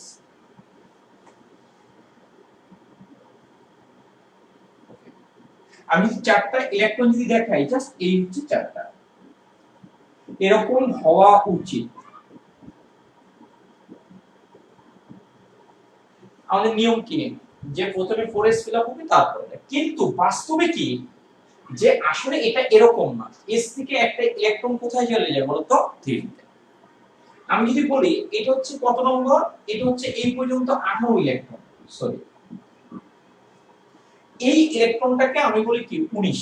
এটা কত নম্বর ইলেকট্রন আগে একটু বোঝার ট্রাই করো, 19 নম্বর ইলেকট্রন। এটা কত নম্বর ইলেকট্রন, 20 নম্বর ইলেকট্রন। এটা কত নম্বর ইলেকট্রন, 21 নম্বর। এই ইলেকট্রনটা কত নম্বর, 22। এই ইলেকট্রনটা কত নম্বর, 23 নম্বর ইলেকট্রন। এই ইলেকট্রনটা কত নম্বর, 24 নম্বর। বোঝার ট্রাই করো। এরকম হওয়া আসলে উচিত, কিন্তু ব্যাপারটা হচ্ছে আমরা কিন্তু 9 10 এ পড়ে আসছি যে 4s2 এবং 3d4 টা হচ্ছে কি বলতো তোমার কি অর্ধপূর্ণ না। অর্ধপূর্ণ হলে সেটা অনেক বেশি স্থিতিশীল। অর্ধপূর্ণ হওয়ার জন্য এই s থেকে একটা ইলেকট্রন কোথায় চলে যায় বলতো এখানে চলে যায়।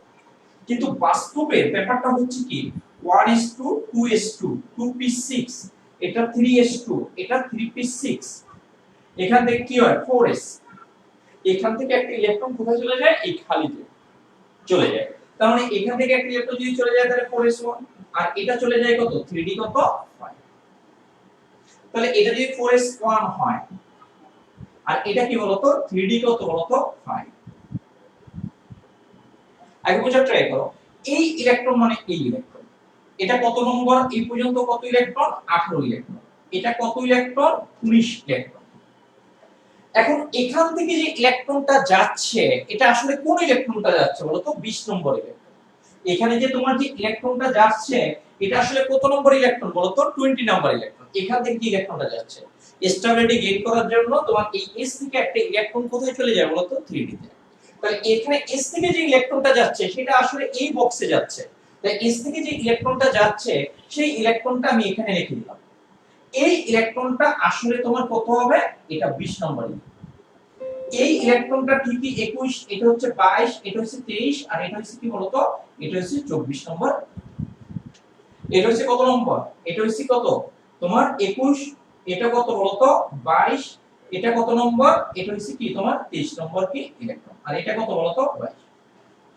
এখন তুমি তো দেখো, আমি যদি ক্রোমিয়ামের সর্বশেষ ইলেকট্রন যদি বলি, তাই ক্রোমিয়ামের সর্বশেষ ইলেকট্রন বলতে কাকে বোঝানো হবে বলতো? 24 নম্বর ইলেকট্রনকে ইন্ডিকেট করবে, সবচেয়ে শেষের ইলেকট্রন কোনটা। তুমি দেখো, এটা হচ্ছে 19, এটা 20, সর্বশেষ মানে শেষের ইলেকট্রনটা। এটা 21, এটা 22, এটা 23, এটা 24, এটাই হচ্ছে কি সর্বশেষ। বাট এখান থেকে যে লাস্টে বক্সে যেটা যায় সেটা আসলে সর্বশেষ না, সেটা 20 নম্বর ইলেকট্রন। ফোরিসির ইলেকট্রনটা এখানে তোমার চলে যাবে। তাহলে ক্রোমিয়ামে যদি যখন সর্বশেষ ইলেকট্রনটা বলবে তখন এই ইলেকট্রনটাকে কনসিডার করা যাবে না। এটা সর্বশেষ ইলেকট্রন কোনটা? এই 24 নম্বর ইলেকট্রনটা হচ্ছে কি তোমার সর্বশেষ কি তোমার ইলেকট্রন। এই 24 নম্বর ইলেকট্রন এটাকে সর্বশেষ ইলেকট্রন বলা হয়। তাহলে জিনিসটাকে আমি যদি একটু সামারি করি তাহলে ব্যাপারটা কি হয় দেখো। এরকম ইলেকট্রন বিন্যাস হওয়া উচিত, কিন্তু বাস্তবে ইলেকট্রন বিন্যাস হচ্ছে এটা। বাস্তবে বা সঠিক ইলেকট্রন বিন্যাস এটা। সঠিক ইলেকট্রন প্রবেশ।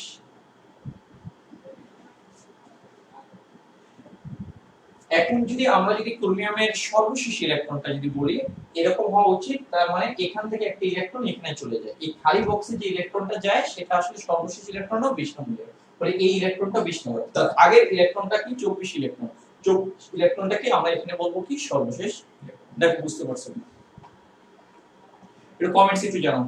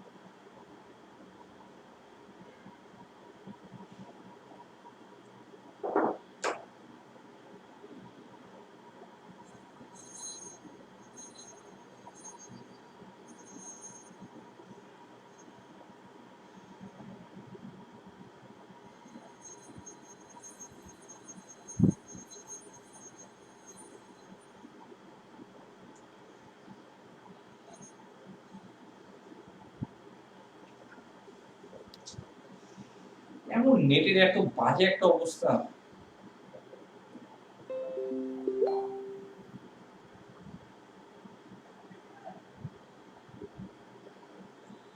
আজকে একটু করো, এই নেটের সিস্টেমটা আমি চেঞ্জ করে দেবো নেক্সট ক্লাসে। হ্যাঁ,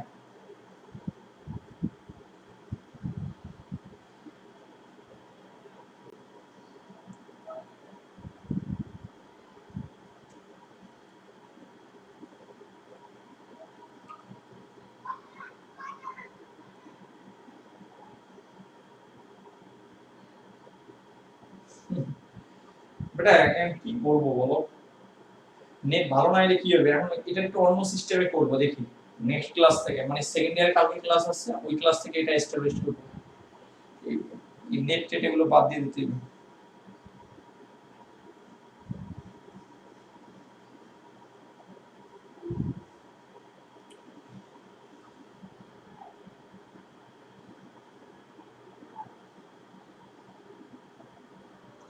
তোমরা বুঝতে পারছো কিনা দেখো তো।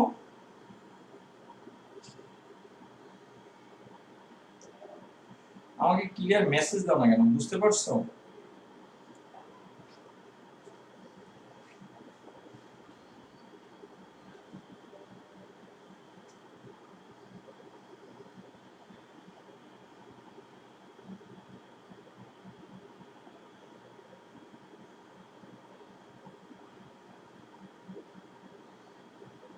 ওকে, এটা দেখো, এখান থেকে কিন্তু কোশ্চেন হয় এটা থেকে। হ্যাঁ, আমরা এটার অ্যানসারটা কমপ্লিট করে নিই, তারপর আমরা এটা আসবো মোটে। এটা দেখো,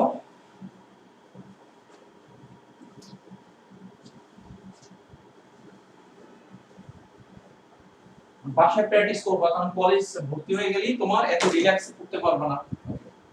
এটা কোশ্চেন কত নম্বর আমরা কমপ্লিট করছি, তোমার এটা হবে 4 কোশ্চেন। ক্রোমিয়ামের সর্বশেষ ইলেকট্রনের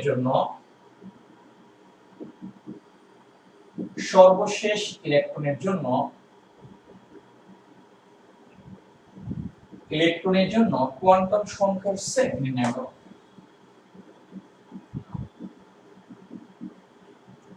কোয়ান্টাম সংখ্যার সেট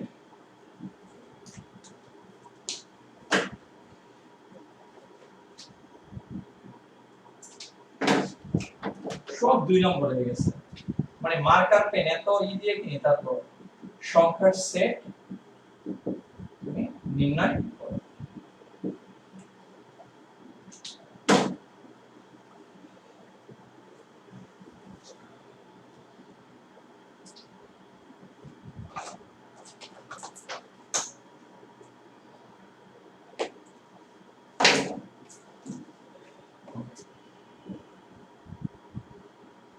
অ্যাডিশন সবাই দেখো,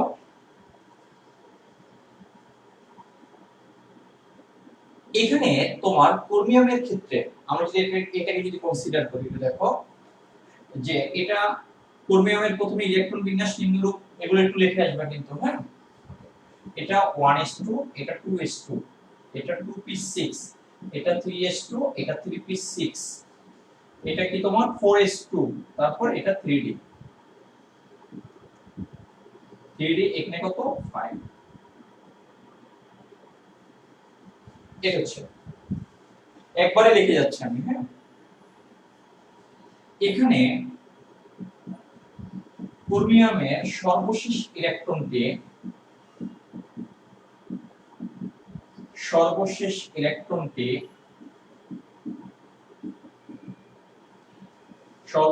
ইলেকট্রনটি 3d উপশক্তি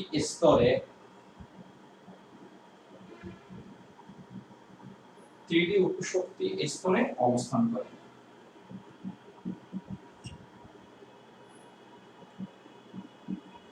অবস্থান করে 3d উপশক্তি স্তরের ইলেকট্রনের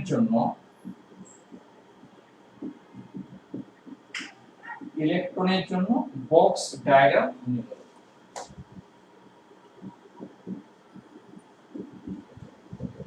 বক্স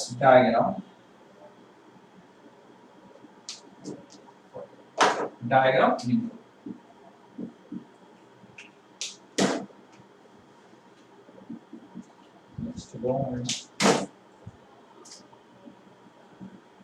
নির্ণয় করো। এটা যেহেতু ডি তে আছে, ডি 5টা ভাগে ভাগ, তাহলে 5টা ভাগে ভাগ করো, 1 2 3 4 5। তাহলে এখানে কি হবে, 5টায় তোমার প্রত্যেকটায় একটা করে ইলেকট্রন যাবে। এখানে আমরা কি লিখতে পারি, 3d xy 3d yz, এখানে আমরা লিখতে পারি 3d zx 3d x2 y2, আর 3d আমরা লিখতে পারি কি gx। এখন একটু দেখো, এখানে একটু বলতে হবে, যেহেতু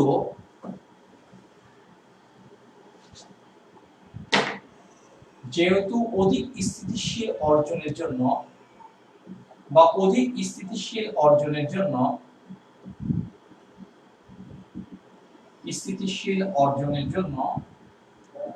এই একটা লাইন লিখে দিও, নাই তো টিচাররা ঘানামি করবে, হ্যাঁ। অর্জনের জন্য 4s হতে একটি ইলেকট্রন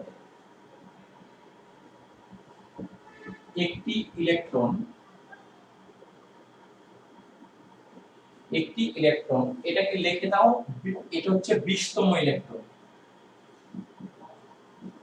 তোমাকে বুঝিয়ে দেওয়া হয়েছে না। 20তম ইলেকট্রন 3d জেড স্কয়ারে গমন করে।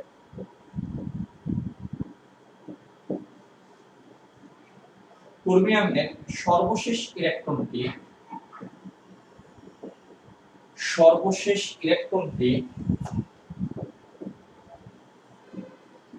3d x square minus y square অরবিটালে রয়েছে।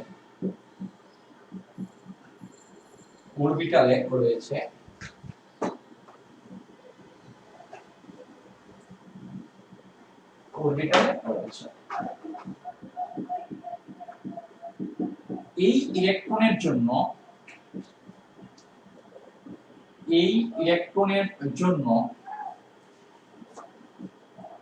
কোয়ান্টাম সংখ্যার সেট নিম্নরূপ।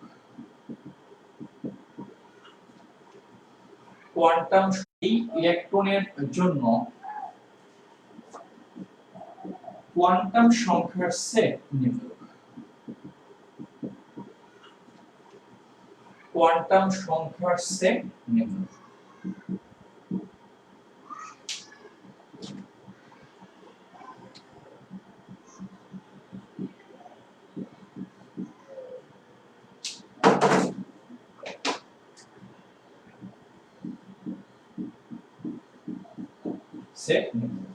এটা দেখো, তাহলে আমরা এখানে n এর মান বের করব। এটা l এর মান, এটা কি m এর মান, আর এখানে কি তোমার s এর মান। তাহলে এটা ইলেকট্রনটা কোথায়? এই ইলেকট্রনটা সর্বশেষ ইলেকট্রন, এটা সর্বশেষ। দেখো এই ইলেকট্রনটা কত? 3d তে শক্তি স্তর 3, l এর মান 0 টু n - 1, 3 - 1 মানে কত? 2, তাই 0 1 2, 0 মানে কি s, 1 মানে কি p, 2 মানে কি d। ইলেকট্রনটা কোথায় আছে বলতো? d তে। এই কারণে এখানে m মানে কি মাইনাস l থেকে প্লাস l। এটা যদি -2 হয় আর এখানে হবে কি +2, -2 থেকে +2 এর মধ্যে কি আছে? -2 -1 0 +1, আর এটা কত আছে বলতো? +2। ইলেকট্রনটা আছে কোথায় বলতো? +1। এই তোমার ইলেকট্রনটা স্পিন আপে আছে, এই কারণে কি হবে? এই প্লাস আপ। তাহলে এটা হবে কি তার ইলেকট্রন। এক্সামে এগুলো কিন্তু দিবা না, টিচাররা ইচ্ছে করে কাটবে, হ্যাঁ, জোর জবরদস্তি করে এভাবে দিবা না।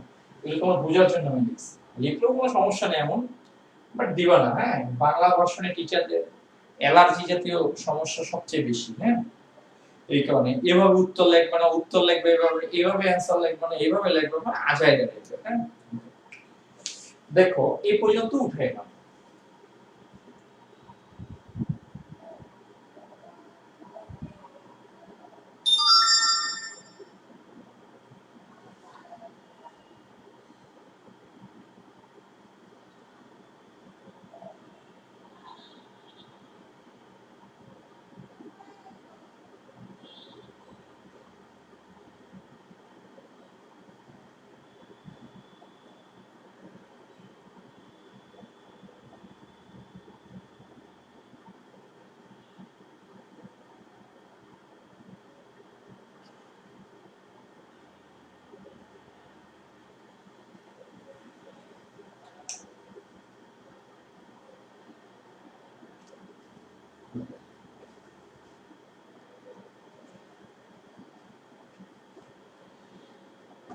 দেখো আমরা যদি মনে করো,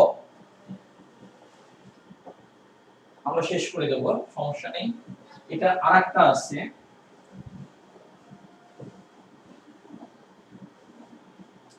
লিখে লিখে পড়াতে অনেক টাইম চলে যায়। হ্যাঁ, অনেক টাইম ফিল হয়ে যায়। আমি যদি কপারের ক্ষেত্রে যদি কনসিডার করি, কপার,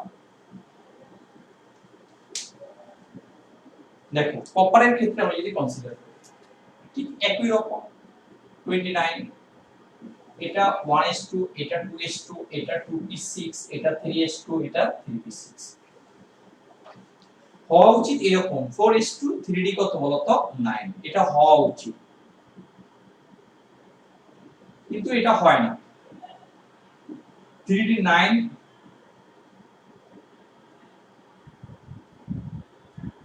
এটা কি 9টা ইলেকট্রন আছে, একটা একটা করে এখানে চলে যাবে।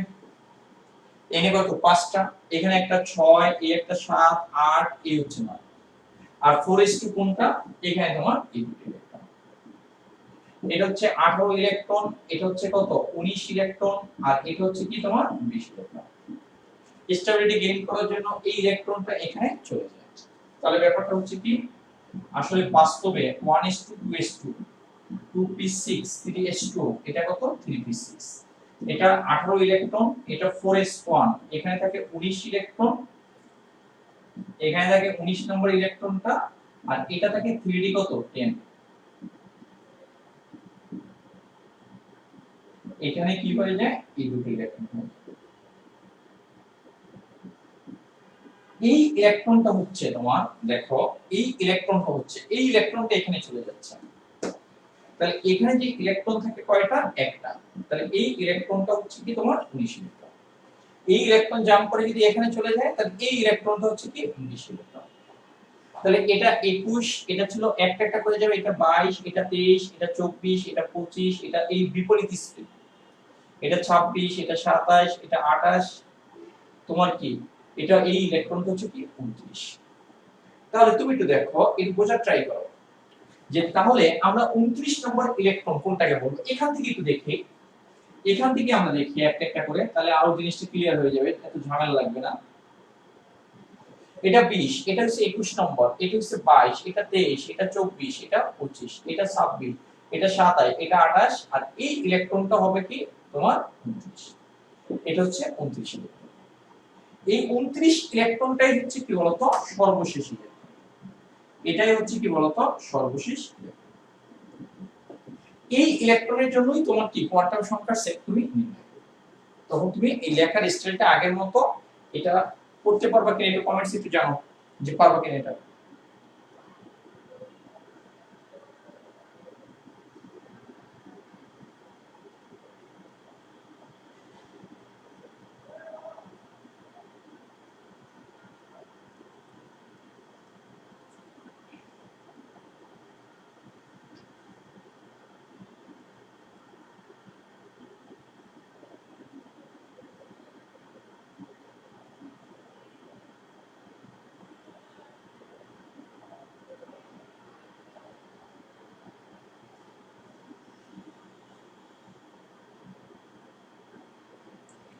আজকে একটু কষ্ট করে এই করো, পরবর্তীতে আমরা অন্য প্রসেসের মাধ্যমে আমরা এই লেকচারগুলো নিব, তাহলে আমাদের কাছে ইয়ে হবে। একটু দেখো, এটা অবশ্যই বাসায় প্র্যাকটিস করে নেবা। তুমি যদি বাসায় প্র্যাকটিস না করে নাও তাহলে কিন্তু এগুলো পারবে না, এগুলো কিন্তু অনেক কমপ্লেক্স হবে। হ্যাঁ, অনেক সহজ কোশ্চেন আসবে বাট পারবে না। বাট আমি পড়াচ্ছি এক কনসেপ্টে, একজন টিচার এই কোশ্চেনটা অন্য কনসেপ্টে দিতে পারে, বাট বেসিক যদি তোমার ক্লিয়ার হয় অবশ্যই তুমি পারবে, আর বেসিক ক্লিয়ার না হলে কিন্তু অ্যানসার করতে পারবে না। তুমি দেখো,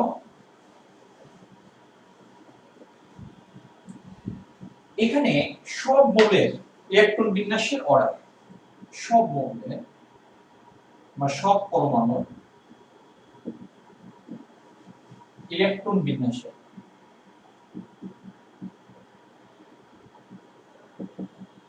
পরমাণু ইলেকট্রন বিন্যাস যদি 118টা মৌল আসে, তাহলে 118টা মৌলের জন্য কিভাবে মনে রাখবা, এসপিডিএফ। প্রথমে কাজ হচ্ছে কি এসএস বসানো। আমরা 1 থেকে 30 হলে পারি, বাট তোমার যদি তোমার 72 নম্বর মৌলের ইলেকট্রন বিন্যাস করতে দিই তুমি পারবে না। প্রথমে এসএস, তারপর এই এস কে পি দ্বারা মাল্টিপ্লাই করো, প্রথমে পি লিখবা, তাহলে কি হবে পিএস। এই এস টাকে পি দ্বারা মাল্টিপ্লাই, তাহলে কি হবে পিএস। ক্লিয়ার? পি দ্বারা মাল্টিপ্লাই এই দুটোকে করার ফলে দুটো পিএস পাইছি। এই পিএস টাকে ডি দ্বারা মাল্টিপ্লাই করো, যেটা দ্বারা মাল্টিপ্লাই করবে সেটাকে প্রথমে লিখবা, তাহলে এটা হবে কি বলতো ডিপিএস। এই পিএস টাকে ডি দ্বারা মাল্টিপ্লাই করো, তাহলে এখানে আরেকটা ডিপিএস পাবে। এখন দেখো এটা ডিপিএস, এটা ডিপিএস, এইটাকে এখন এফ দ্বারা মাল্টিপ্লাই করো, তাহলে এটা হবে কি এফ ডিপিএস। এটাকে ডি দ্বারা মাল্টিপ্লাই করো, এফ ডিপিএস। দেখো সব দুইবার করে, এসএস দুইবার, PS PS, DPS DPS, F DPS. সবসময় মনে করবা এস শুরু হবে কত থেকে 1, পি শুরু হয় কয় থেকে 2, ডি শুরু হবে কয় থেকে 3, এফ শুরু হবে কয় থেকে 4। কেন শুরু হয়, সেটাই আমরা নেক্সট ক্লাসে আলোচনা করব। এটা যদি 1 নম্বর এস, এটা 2, এটা 3 নম্বর, এটা কি 4, এটা কত নম্বর এস 5, এটা কত 6। আমি যদি পি এর ক্ষেত্রে যদি বলি তাহলে এটাকে 1 বলা যাবে না, পি স্টার্টিংটা হয় কত দিয়ে, কেন 1 থেকে হয় না সেই জিনিসগুলো নিয়ে আমরা আলোচনা করব নেক্সট। এটা পি, এটা 2 পি হলে এটা 3 পি, এটা কত হবে 4 পি, এটা হবে 5। ডি শুরু হয় কত 3, তাহলে প্রথম ডি পাইছি কোথায় এখানে, তো এটা হবে 3 ডি, এটা 4 ডি, এটা 5 ডি, এটা হবে কত 6 ডি। এটা তার মানে এইগুলোর মাধ্যমে আমরা 118টা যে মৌল তাদের ইলেকট্রন বিন্যাসটা আমরা কমপ্লিট করতে পারব। দেখো এই সিকোয়েন্সটা তুমি বুঝছো কিনা একটু কমেন্টসে জানাও সিকোয়েন্সটা।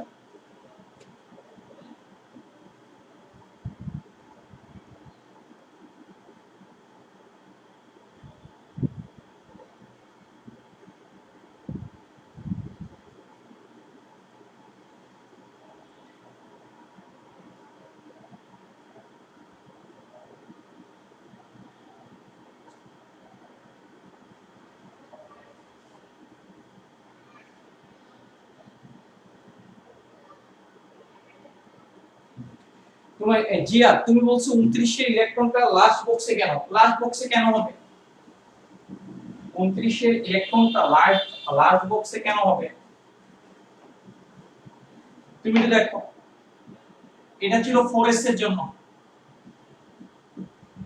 এটা কত 3d কত তোমার এই 9 এর জন্য। আগে একটু বোঝার ট্রাই করো, এখান থেকে তুমি পাবা এটা হচ্ছে কত নম্বর ইলেকট্রন বলছে 19, এটা হচ্ছে এই জিআর তোমার জন্য বলছে এটা 20, এখানে একটা ইলেকট্রন একটা একটা করে যায়, এটা হচ্ছে 21 নম্বর ইলেকট্রন, এটা হচ্ছে 22 নম্বর ইলেকট্রন, এখানে একটা ইলেকট্রন যায়, এটা হচ্ছে 23 নম্বর ইলেকট্রন, এটা হচ্ছে কি তোমার 24 নম্বর ইলেকট্রন, আর এই ইলেকট্রনটা হচ্ছে কত বলতো 25 নম্বর ইলেকট্রন। তাহলে এটা কত বলতো, এটা হচ্ছে কি 26, এটা কত 27, এটা 28, এটা কি 29। তাহলে এই ইলেকট্রনটা হচ্ছে কত, এটা হচ্ছে 26 নম্বর ইলেকট্রন, এই ইলেকট্রনটা হচ্ছে কত 27 নম্বর ইলেকট্রন, এই ইলেকট্রনটা হচ্ছে কত 28 নম্বর ইলেকট্রন, এই ইলেকট্রনটা হচ্ছে কত 29 নম্বর ইলেকট্রন, এই ইলেকট্রনটা। তাহলে এটা কি হবে যখন এটা স্টেবল হতে যায় তাই এই ইলেকট্রনটা এখানে চলে আসে। আচ্ছা 29 নম্বর ইলেকট্রন বা লাস্টের ইলেকট্রনের কোনো পরিবর্তন হয় না, তো 29 নম্বর ইলেকট্রনটা হবে লাস্ট বক্সের আগের বক্স, লাস্ট বক্সের কি আগের বক্স। আশা করি তুমি বুঝতে পারছো।